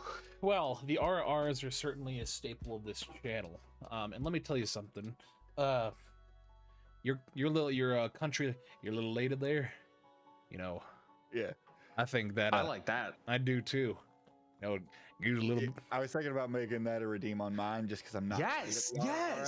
But the thing is, I do have a funny thing where like if you do my Ara, it's actually one of my VTuber friends and it's a girl. So like people are expecting like me to do it or a male, and then they get the girl voice. And then on her stream, it's another VTuber called Foo the Bubble. Like people expect to hear her say an RR in a female one, and they get this male one. And then I'm supposed to be working on my RR so Foo can use it on his. So when people expect to hear him say it, it's supposed to be my like deep. Let him cook. Just got like an RR triangle going. Wow. So that's something that like we were discussing because there is one of the streamers I've been working with, Blueberry Tay. She doesn't like doing that stuff herself, so she has had some of her friends record lines for her. Some viewers, some like VTuber friends, myself included, that have those redeems. So like my RR is a bit redeem on her channel, She has I know one of her stranger friends, Xiame, does some of like the head pats. There's like basically calls her a good blueberry and everything like that. And so it's like it's personalized. And so there are other people, like I know someone else who she is a bat cat, and she came to me and had me do her head pat as well as an ara, and she had someone else do like a meow redeem. So that's actually like weirdly something that's been spreading in my social circle, and it's interesting that's happening other places, is that people have sound redeems that aren't their voice, but it's someone that they're like affiliated with or that they associate with. And I think that's super interesting also, to have like stuff that's just more personalized to like your channel rather than just like a generic ara or like an uwu, where it's like they're like they're just it shares a little bit of viewership. I'm sure some phantom voice simps will go to her Phantom voice simps. The redeem. It's there have definitely been people like that. I have definitely noticed that the one I did for Lizzie's stream has definitely gotten attention from her fan base, and I'm like, oh, it doesn't have it has my name on the ara, it does not have my name on the head pat. But I mean, I tell you what, like I hear that voice and I'm like, wait a minute. Uh-oh. Why am I leaning back? I didn't even notice. Over shifting. Val is going. It's done. Whoa! Got an upskirt shot for a second there. I saw more Val than I ever needed to. Yeah, throw Dr. Peppers at him. It might reorder. Well, while he's figuring that out, like I want to dive deeper into this into this howdy little lady. I like that a lot. Like I might do something with that too. That is fantastic. Just having like a variation. Country roots and like what we like Clint Eastwood, or what were like the old cowboy saying. Yeah, yeah. Ara is very anime, Japanese, like Easter, and I was like, absolutely what's the Western equivalent, and that's kind of what I had come up with, because I can do a Southern accent fairly decently, especially because normally I'm trying to suppress it as much, even though I say y'all and everything. But yeah. Making a redeem called Cowboy Steve. Cowboy Steve. So wait. No. Are y'all gonna try Howdy Little Ladies for? I want to. Yeah, I'm curious. I want to hear Val do it really bad. Actually, to be perfectly honest. You want to hear me try? Yeah, I think you do pretty good. Lady? Here you go. Howdy, little lady. That almost sounded like Arthur really good. Morgan. Did anyone else hear Red Dead Redemption 2 right there? No, if that was Arthur Morgan, he'd sound a little more like this. He's like, howdy, little lady. I think that sounds pretty good. That's really good. See, I pattern it off of Matt Mercer's McCree. They're just like, yep, there you go. Fair enough. Yeah. There you go. Yeah. I mean, because that's exactly where I'm like in my head trying to like that's what you gotta figure out where it comes from. That's why you gotta hit him with a hey there, little lady. Was that Val? That was hot. What? No. Oh. I don't know. I think Phantom, you got to do the howdy. I don't think it works with hey. Hope no one clipped that. Think I gotta do the howdy? I don't know. Maybe try it again. I'll give it a shot. I'll give it a shot. No, I hadn't done it yet. I haven't done it. That was all him. Well, that was Val. Oh, that was Val. All that was Val. All that was Val. Okay. No, I haven't tried it yet. No, I'm muted. No, you scared the shit out of me for a second. I muted and was trying it for a second, and I was like, "There's no. I know I'm muted. I heard the sound. I know I didn't do that live. I'm not that bad. I know what I'm doing. I got my nifty little foot pedals and everything. I'm sure it wasn't me over here. Like I'm over here sweating." I'll give it a shot. So okay. Come on now, little man. We want to hear what you got to say. Yeah. Well, you're over there doing a really good one. I'm like, oh fuck, now I need to deliver. I can't just phone it in. Imagine if I did my Western ara. Oh God. All right, you do your thing. Well, let's hear it. No. Okay. I'll jump in. We gotta hear your little lady. I just had a stroke. Yeah, just a little. Howdy there, little lady. There you go. I like it. Not bad, not bad. I like it. I think you can get a little more like howdy, like the howdy was drawn out a little bit. But I think otherwise you're good. Yeah, I'm not. I'm not super good at like the southern accent. I can sing country really well, but talking country is something I don't do well. See, I'm not gonna lie. When I Toby do this, is a little higher, isn't he? He doesn't really have like a. Who? Is he? Toby Keith. I don't know anything about Toby Keith. So what's funny is when I'm doing this accent, what's funny is I actually shift my voice and I actually shift the way I speak a little bit more to the right side of my mouth. So it quite changes just a little bit. Nah. See, I like doing the like trying to get like the when you're on the road and you're looking to find something that's gonna get you from point A to point B, and you gotta tug a big old boat with some big old ladies in it. There's only one way to go. 15,000. Who's like, because that's the kind of vibe you gotta go for whenever you do this. We gotta, you know, that feeling when you're driving through a brand new little. I can't think of it. I'll never do that. Think of it on the fly because you're trying to like.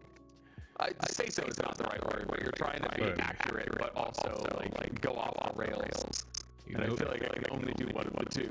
You know that feeling when you get slapped by a wet noodle, and then you realize that you're maybe not as straight as you thought, because even spaghetti at a certain point gets a little limp when it's wet. So it feels like driving forward. Again, when you go to the pool and you see that lifeguard get out of the water, and you think, God damn, I'd like to be under that. You know and you that, start thinking, well, that's a little strange. You know that feeling when you go to your friend's house and you clog their toilet?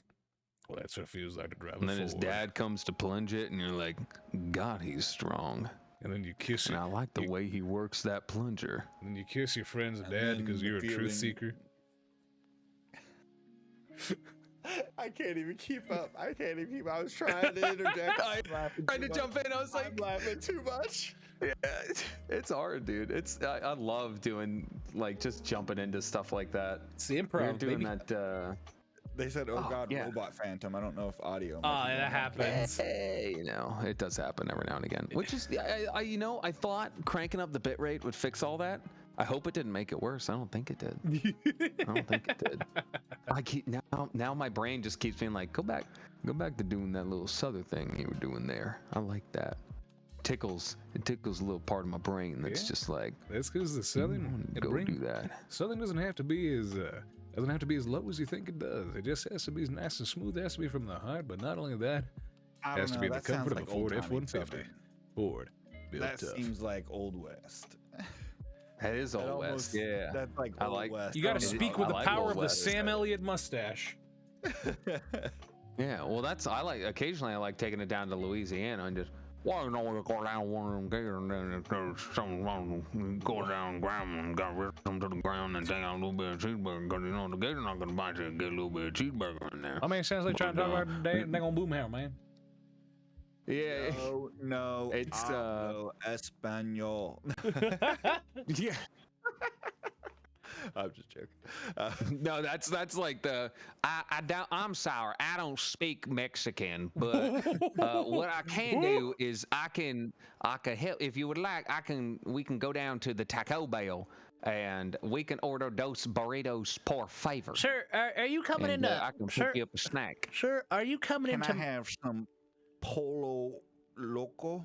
Sir, are you coming into my fine establishment and asking me for some Pollo Loco? It's Pollo. It's not that hard to say. We may be Southern, but we're not stupid. It's Pollo. Say it with me. Pollo. But what about the fajitas? Do you think they would be better? The Vegetas? Yeah, the fajitas. Ah, yes, the Vegetas with the Gokus. Oh, I was waiting. I was like, here it comes. I've never heard Val's Vegeta. What do you mean with my Vegeta? What does that even mean? I've never heard your Vegeta. What does that even mean? What do you mean? I feel like you've got one. You usually go for it. Like anytime I hear like a character name, I'm like, all right, here it comes. Let's hear it. Let's see. And you want me to do it? Where is it? You want? I can't do a good Vegeta. I can't. No. You know what you did really well though? What's the name of that guy that tried to rebuild Planet Vegeta for him? Rebuild? Like in the TFS movie. What? Team 4-star? Oh yeah. Do a Vegeta and Goku skit? The Broly movie, like Broly's dad. Prince of all 2.5 Saiyans. Asparagus. Yeah. That's the one. That was very close to him. I didn't think it was bad. It came off as a different DBZ character than Vegeta. All right, then can you do a Vegeta? I don't remember, and I'm scared to try now. Look, if I'll throw it out there. Jay, do you want to hop in on this? Can you do a Vegeta? I can't do a Vegeta. He recognized TFS. Bunch of sound clips, you know, like I know Vegeta obviously's voice, but like I don't think I could do it without hearing it. Even an attempt. Now I'm just thinking about a meme I was sent recently where it just shows Vegeta where he's like, look at Rot, wholesale, Costco or whatever. He's just like, I can buy an entire pallet of Gatorade. It's the funniest thing. How about this? Is this good? Gallic gun! The hell? Just like God, it's like I'm about to get showered with a giant. Wait, what color is Gallic gun? Is it purple? It's purple, right? I thought so. Was that Chris Sabat right here with us? Didn't see anything, okay? Well, my man's getting the demons. I like how He's this. getting those demons out. That was actually my original RR redeem. Was this sample using that? Phantom. Oh my Phantom, God. you have a real one, you know. Phantom, you have a. I have. You have competition. You have Mine doesn't go that deep. I wish it could. I can't. I was doing that the other day. I didn't realize, like, I was singing Lowrider. I woke up, I popped out of bed, and my brain was like, "You're gonna fucking do this, boy, and you're gonna go for it." But the question is, can you sing? And I was like, "Oh." Can you sing "Your Man" by Josh Turner? Ooh. Sometimes depends on the day. Is today the day? Maybe lock them doors and turn them lights and down low. Put some music on that's soft and slow. Yeah, baby, you know that we ain't got no place to go. I hope you understand. I've been thinking about this all day long. So upset. I fucking love it. It's go. my favorite. The funniest is when Trunks goes Super Saiyan in front of him. I have not seen that TFS movie in so long. Oh my Welcome, God. Shell Shock. We're just sitting here doing impressions and singing. Baby, lock them doors. Yeah, I was gonna say, my baby boy. That's my favorite line. Shell Shock, you do not My come back to baby the channel boy. with any of their. Don't clip anything. Don't clip anything. That's one of my viewers, and he's gonna clip it all. I'm gonna be shamed on my channel. Oh my God. I mean, I think the best is like, yes, Princess Trunks. No one is allowed to call him anything other than Princess Trunks. That's such a good impression. Like, that's such a good TFS impression. Didn't Connor, like Sea-Dog VA, voice like Broly or someone in I Team have no 4-Star? idea. He voiced one of them because he has a really weird line. It was like, "I'm gonna kick you right in your boy pussy," and like, that's the line from Team. Oh my God! And, like, it's really funny, like, listening to What Sea-Dog in VA the say gosh, that. Dard? Oh my God. That's what they said. That it was a team. I love Team 4-Star, dude. Oh my God. What? I believe it was Sea-Dog Oh, VA. Garlic Jr.'s Garlic minions. Jr. Minions. Okay. Oh God. let's- I mean, just Broly, like, what's your power level? Mine's bigger. Oh my God, I love Team 4-Star. I could talk about that shit all day long. Well, there's I just like that old men are around to at least know the references. Yeah, of course, Wait, I of have a course. reference Now, Do you all know ooh. this reference? Oh my God, I drank Bailey's from a shoe. Yeah. Have you ever had Bayless from a shoe? Oh my God, that was introduced to me. I think at the same week I met my wife. it was the same way I Working also at met Bed Bath and Beyond by our freaking like front end manager. Daddy. That's old Greg by the Mighty Boosh from Greg? A British TV show, played by Noel, who's a comedian out there, does Taskmaster and everything. Well, If anyone doesn't know the reference. I killed Frieza. That's hot. I Oh, don't know that. I hear Black Frieza is out there ending Ultra Instinct Goku and Ultra Ego Vegeta. Spoilers. If I remember, manga. I mean, I know for a fact, Lil Karibo, this was funny. Lil Karibo does the voice of Frieza. Like, that has to be one of my all-time favorite bits in this show. Is crap, what is it he said? I think he says, like, but then who would make, like, crap, but then who would be the most evil in the universe? He's like, but you would. What? No, that was a rhetorical question, and I gave you a rhetorical answer. Oh my god, I traded Vegeta for this. I need to go back and watch Team 4 Star. It's been too long. Really, Paragussy. That's what I'm just thinking of now. A queen-sized bed, a squilly what? Sperm! Sorry, I just realized I shouted that. My roommates probably heard that. I'm sorry, guys, if you heard that. All right, I had to say that because I live with 5 other dudes. It's a real sausage. Whoa. I mean, I'm sure they're used to hearing that around them. Yeah, it's a real sausage party over here. Anyway. Dang, maybe I should make that a redeem. Southern Val. Southern Val? You do well with that. You do so well with that. Southern Val. Man, we've spent so long talking about freaking voices, impressions, and TFS. Like, I love it. Don't get me wrong. Of course. I would love it if every episode of the VOD devolved into impressions. Like, they're just so much fun. But I also want to make sure we're still talking about our wonderful guest. So. Oh man, I've been having fun, but I get it. Oh, but yes, I guess next question. Yeah, because we're still in that astronomer, skydiver, and seasoned program. You, Namekian, Too Strong, explain. Piccolo fused with Kami. The heck is a Kami? Basically God, but I'm still here. Do you really believe your own hype that much? I am the hype! Oh god, I've heard that line so many times. Is it because he's purple? Okay. Why do you keep wanting to say sperm? What is wrong with you people? Well, but you said you were wearing protection, Vegeta. I was wearing my armor! Oh my gosh. What is wrong with all of you? I love all of you, but what is wrong with all of you? I think my favorite is just when Frieza says, what? What?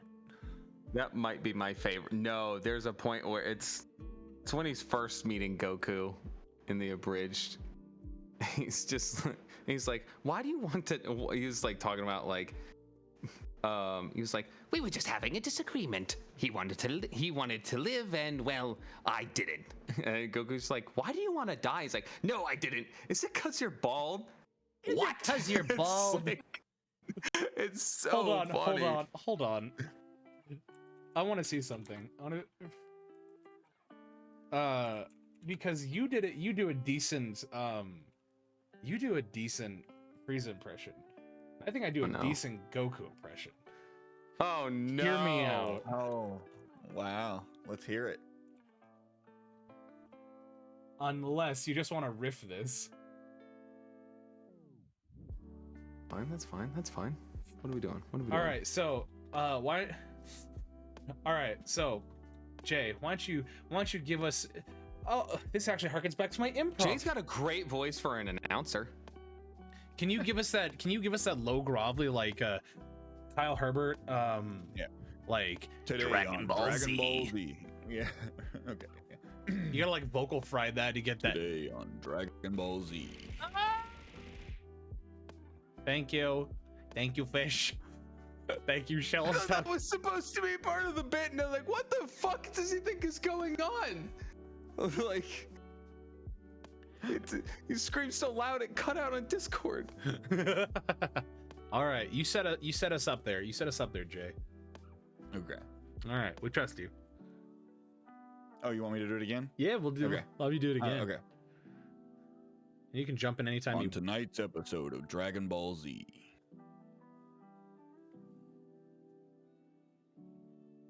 What is that? Isn't that all you want me to say? Oh. I'm confused. I'm confused. No, we were waiting. No, he was asking for you to set a scene. Oh. Okay. He was asking you to set a scene between Goku and Frieza. Like, okay, I got you. Whatever you want. It's improv. I got you. He died. On tonight's episode of Dragon Ball Z, Frieza has stolen Goku's last yogurt from the fridge. Oh my gosh. Vegeta, you stole my yogurt. No, monkey, this is mine. I marked it with my name. You can see it right here on the bottom. But clearly you can. What we? We woo, we woo, we woo, we woo, we whoa, we whoa, we You whoa. can't hear that we text whoa. to speech. I can. No, but I see it. But Vegeta, I clearly labeled this as Greek yogurt. You're not Greek. The hell is a Greek? I've destroyed many races. I've never heard of the Greeks. I assume that my brother got to them first. And now I'm getting Dr. Pepper thrown at me. Good. You can have that instead of my yogurt. You know what? Wait, I'm starting to send a Frieza voice. You're starting to not only get it, you're mixing like you're just going into like that almost like a generic like, all right, what TFS voice to go to next? It almost sounds, I was actually thinking more like Gohan is where you were, yeah, Gohan is where it was starting to lean more than Frieza. Vegeta, you mean Frieza? Look, I'm okay with you taking my muffins, and sometimes my other things. Like my... Did I say muffins? I said muffins. Yes, you said muffins. But that yogurt, that was my yogurt. And I don't like that you took that. In fact, Is that a muffin button? And I don't like that. I'm still here listening to this conversation with a monkey. In this economy? I don't know why. Sorry. How are you doing over there, Jay? You want to jump in on this? I'm good. I'm good. I want to hear how this goes out. Or I mean, if you all are done with this, we can move on. My but God. You know- I have nothing to add. I think that was going well. You know what, Vegeta? I'll get my favorite friend bestie in the whole world. Beerus, I need you. I can't believe a Super Saiyan wants somebody like me to solve his squad. I can't. Funny, I don't remember Beerus being such a pushover. He was supposed to be the god of destruction here. Something's fishy here. Before creation must come destruction. Well, he hasn't had his nap tonight. I don't know. I was trying to do Wiz. Wiz? That wasn't bad. That wasn't bad. That would sound like TFS. No. That sounded like Pro ZD Whis. That was good. It did. I was gonna say I knew exactly who you were. Oh my gosh. I can't believe this devolved us doing a TFS roleplay. Doing a stupid Dragon Ball Z screenplay. But you must remember. I'm sorry, Chad. I got us far afield. You must remember. Before creation must come destruction, and before destruction must come the yoinky sploinky. Watch as I destroy this dance floor. I'm so sorry. Oh my god, he's hitting the gritty. Oh, Lord Beerus, I don't think I've ever taught you dance moves like that. I don't remember who makes Fortnite, but I was about to go into a Fortnite ad as like a joke because I know that they're in Fortnite. My man. Epic Games. But I don't remember who makes it. Is it Epic? It's just Epic Games? Yeah. Oh, okay. Damn it. I don't think I've ever heard Fortnite advertised. No, I think about it. Oh my god. Oh, what happened there? Oh, it's the airstrike. How does the airstrike get activated? It is when you clear the redeems by accepting all instead of canceling all. Yes, we've made them both. Yes, we've made them both gritty. Yes, I know you have. That's the one thing I know about Fortnite is Robe and JG sending me clips of them making random characters do meme dances in like the loading screens. It's the only thing I know. He said, ha ha! I thank you, Epic Games, for letting me hit the gritty. Anyway, that was terrible. It was good. The airstrike I happens. think it's pretty good. Can't you see how humble I am? No, but thank you. As much as I'd love to continue this, let us quickly spend the next few minutes talking Now that I have the perfect cell, I don't need other skins. I love perfect cell. Because as a wise man once said, you're either perfect or you're not me.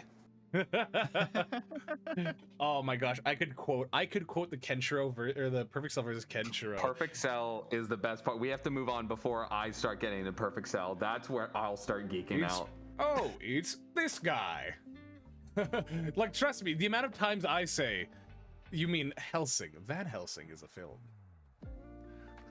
Yes, he's right. We can talk about that on a different stream. Yep.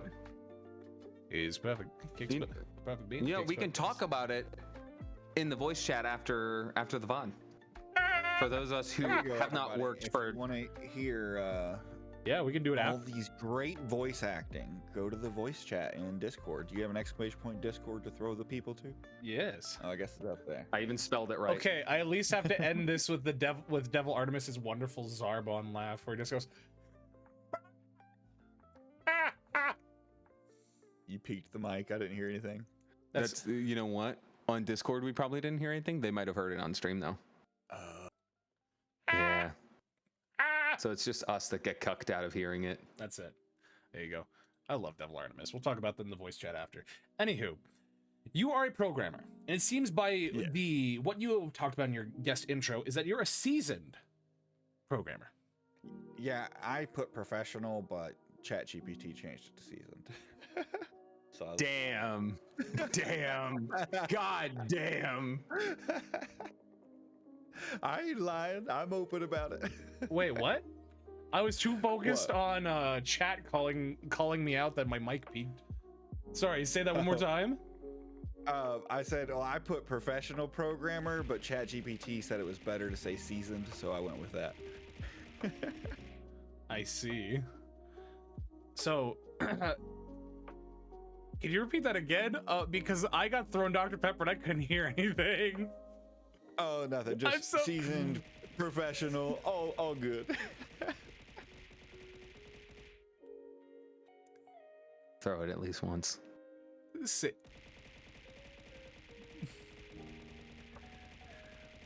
I don't know who did that one. Say that one more time.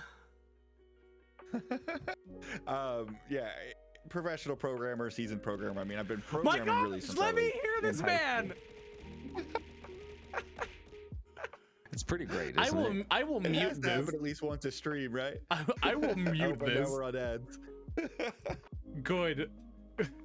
I hope you guys enjoy your ads. Just because I want to hear the man's answer.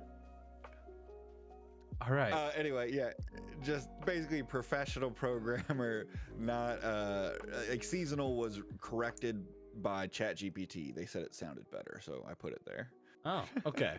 All right. So then, how much experience do you have programming? So I started actually freshman year of high school whenever I was programming TI-84 Silver Edition calculators. Oh. Basically, I wanted that quadratic formula program that everybody had in high school, but I didn't have a link cable for my calculator.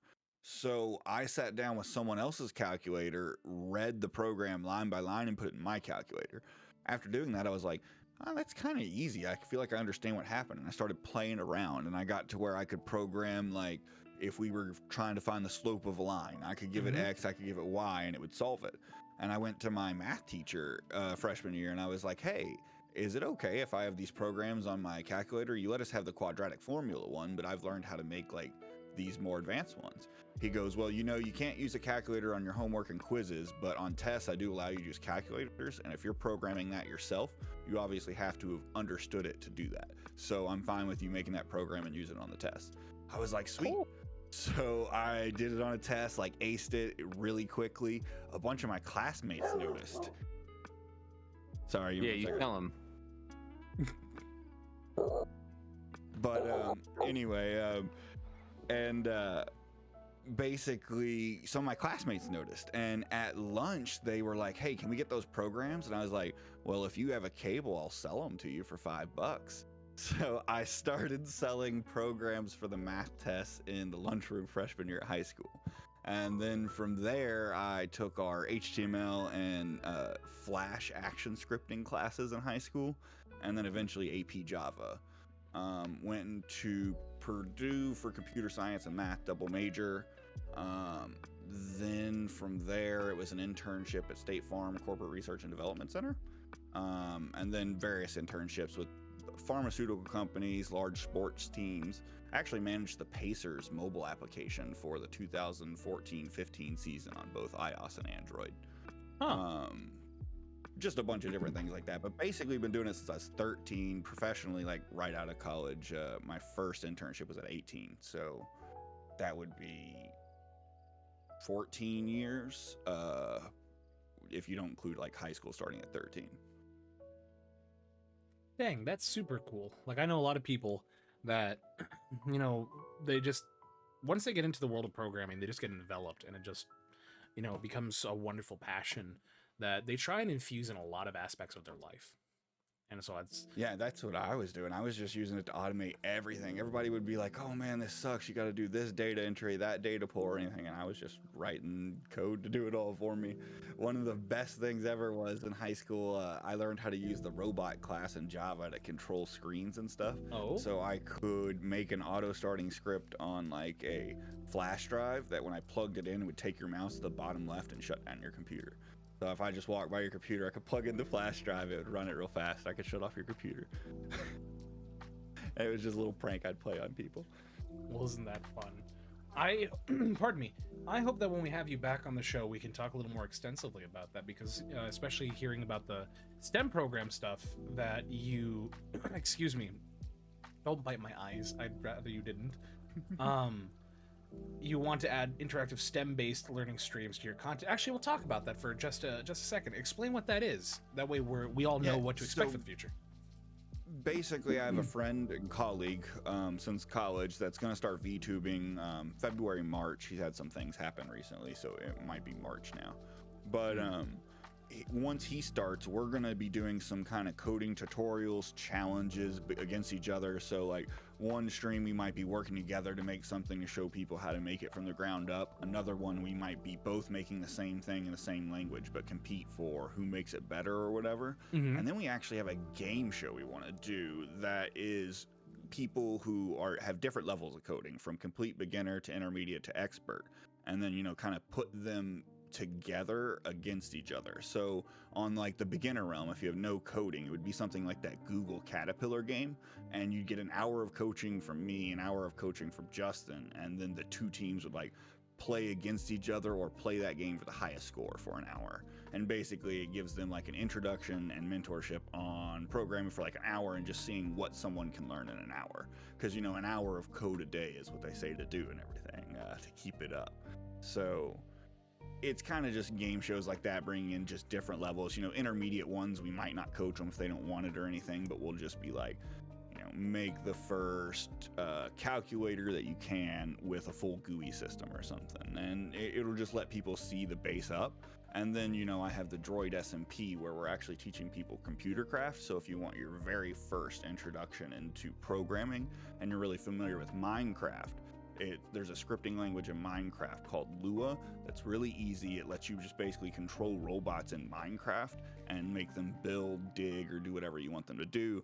And over on that server, that's where I'm kind of teaching people more hands-on any task they want to learn about programming.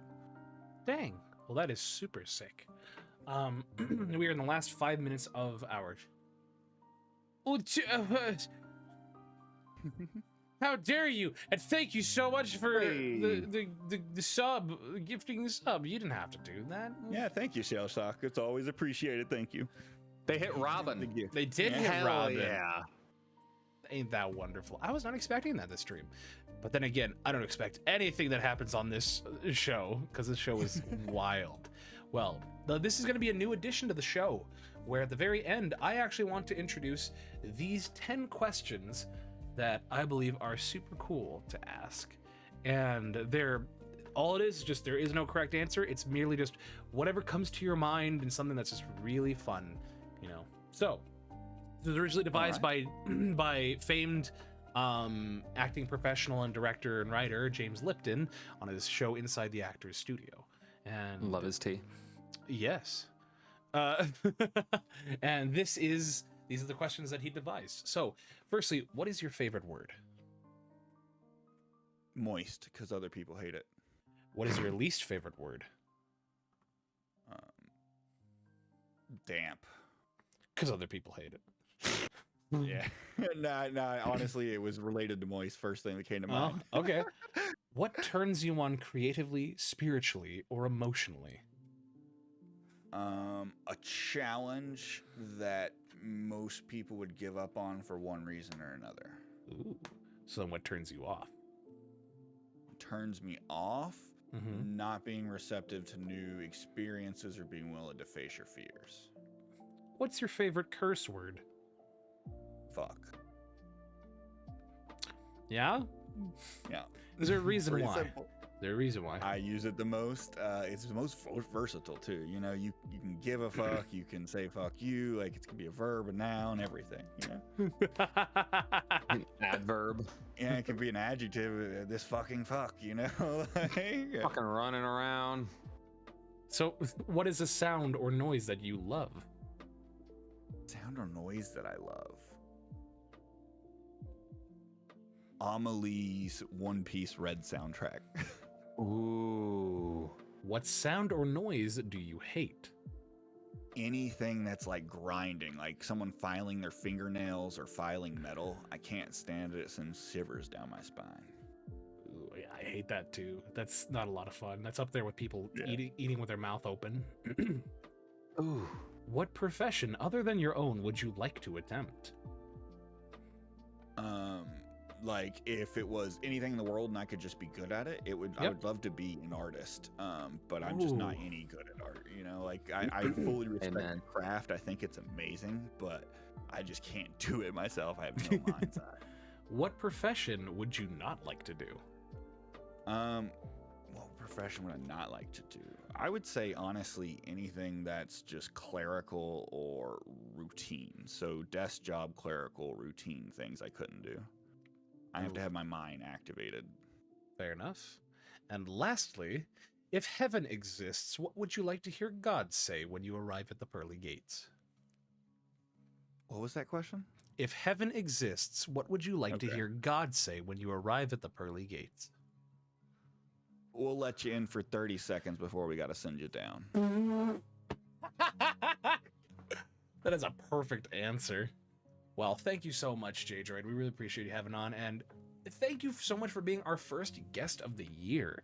You know, that is a super, super special thing that, you know, it sets a good standard for what we can expect for the rest of the year.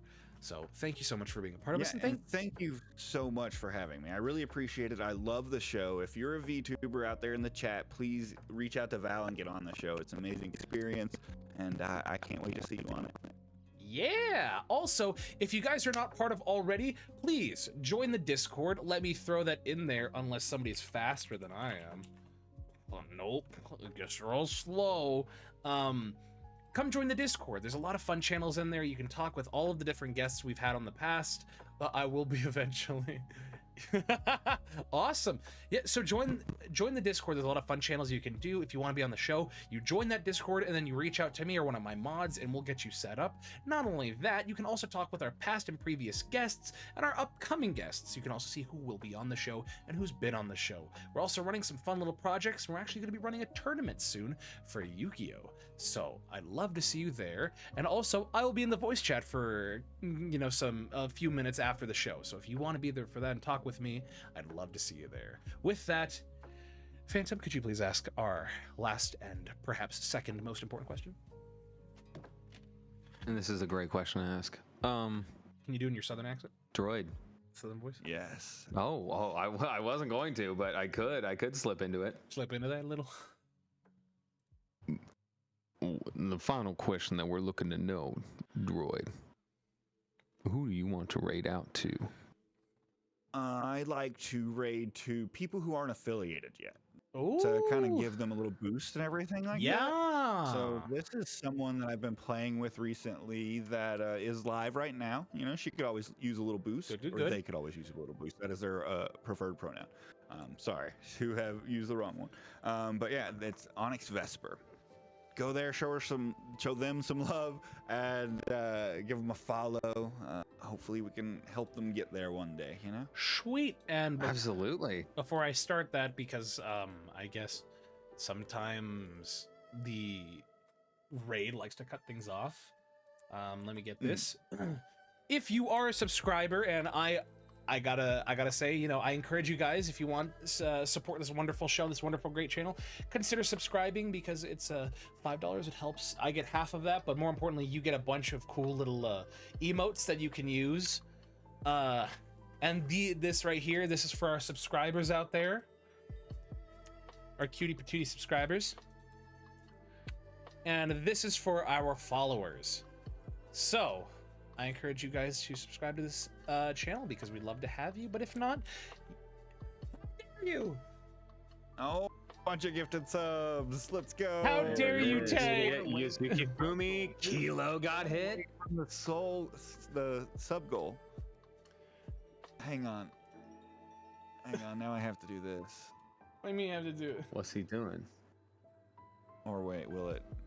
If it has the right card attached. All right, now you reach. Dude, that's the worst feeling. That is the worst feeling. I know that hit me right in the gut. My gosh. God, is that the right card? Oh, there you go. Gosh. So we reached your sub goal. So now you got to do something new for that too. Oh no, there's a hype train.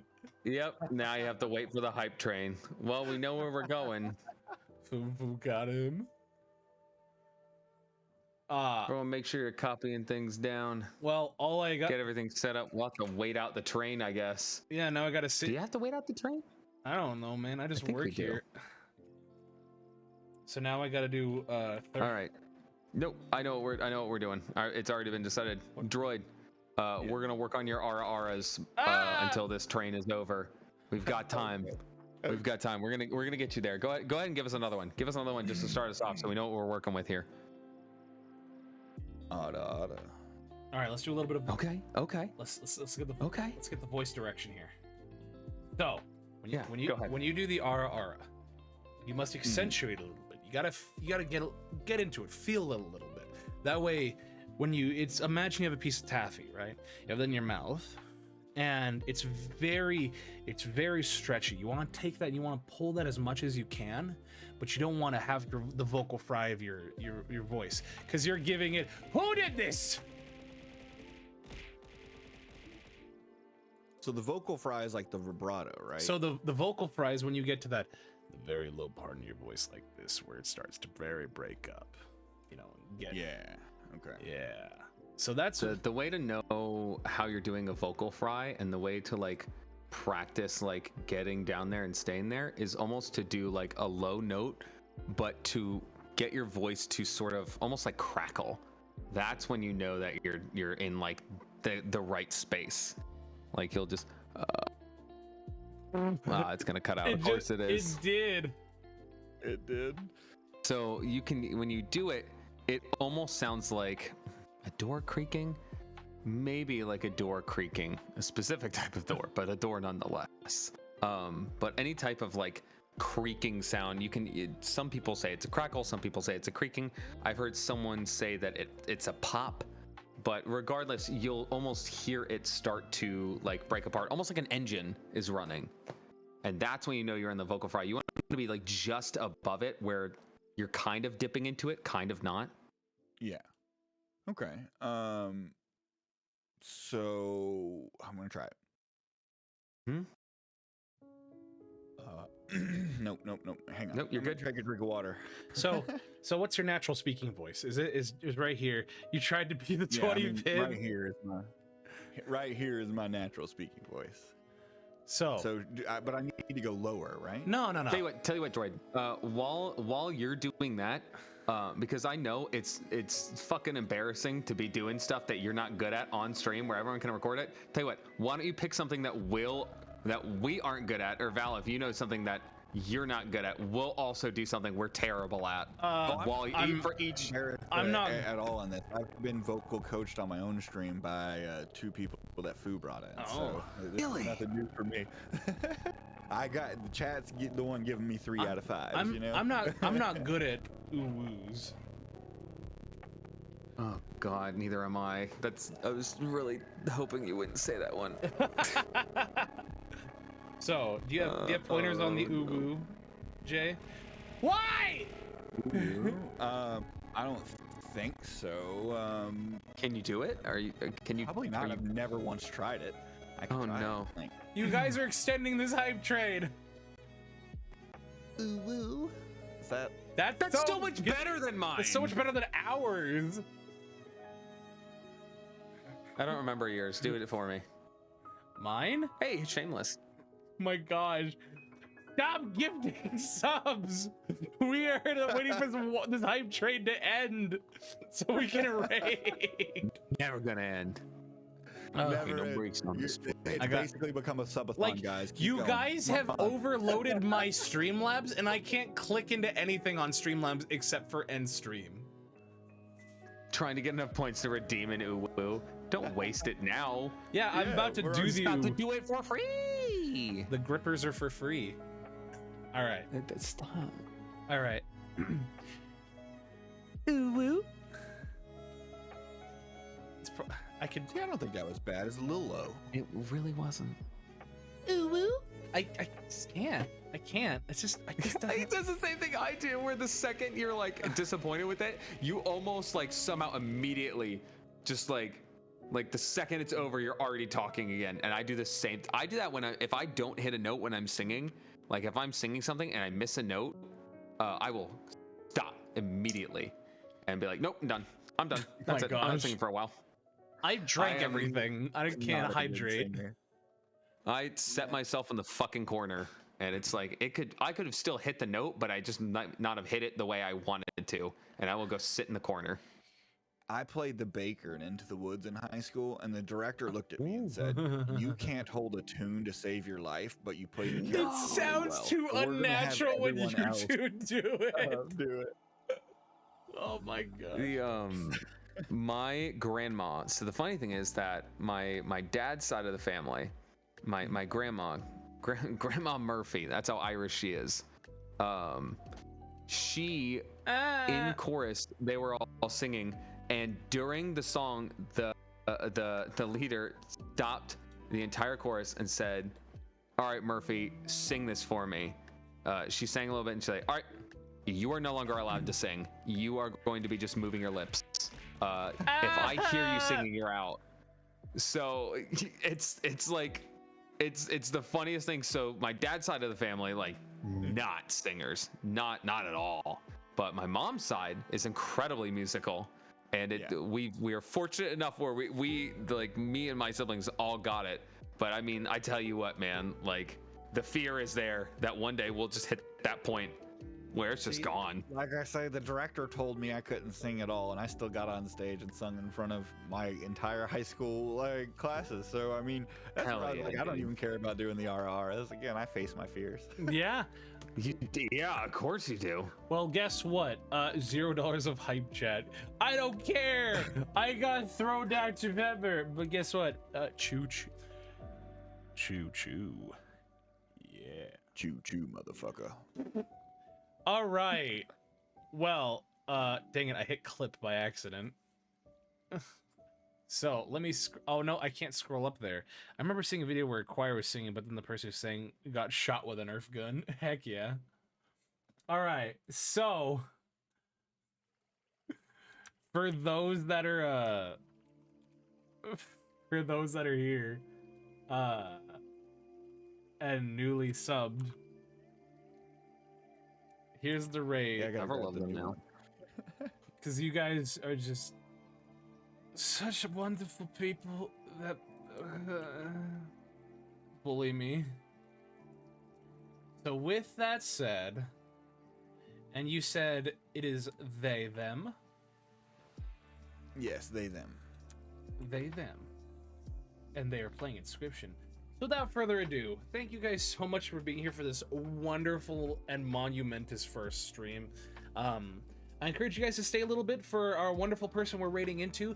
And if you want, come join us over in the voice chat and we'll talk a little bit before I go to bed, because I am tired and I've worked a long day today, but I will always put this show first. I love you guys so much. My name is Val. This is my wonderful co-host Phantom Fame, and this has been the awesome corpo Android VTuber Jdroid91 or Droid. Thank you so much, and we hope to see you guys tomorrow at 2 p.m. Mountain Standard Time for our wonderful Australian koala VTuber Nochu. Thank you, and good night. Bye, everyone. We have to wait 10 seconds. It takes a second. Yeah. I really like how Mono, like at the last second, was like, "They're hot," and I was like, "That girl." All right, bye. Nochu actually did the art for Yeah. Foo the Bubble. Oh. Yeah. All right, bye. Bye. No way. All right, we have rated. Uh-oh, and as soon as we did, their computer might have went down. No, that's the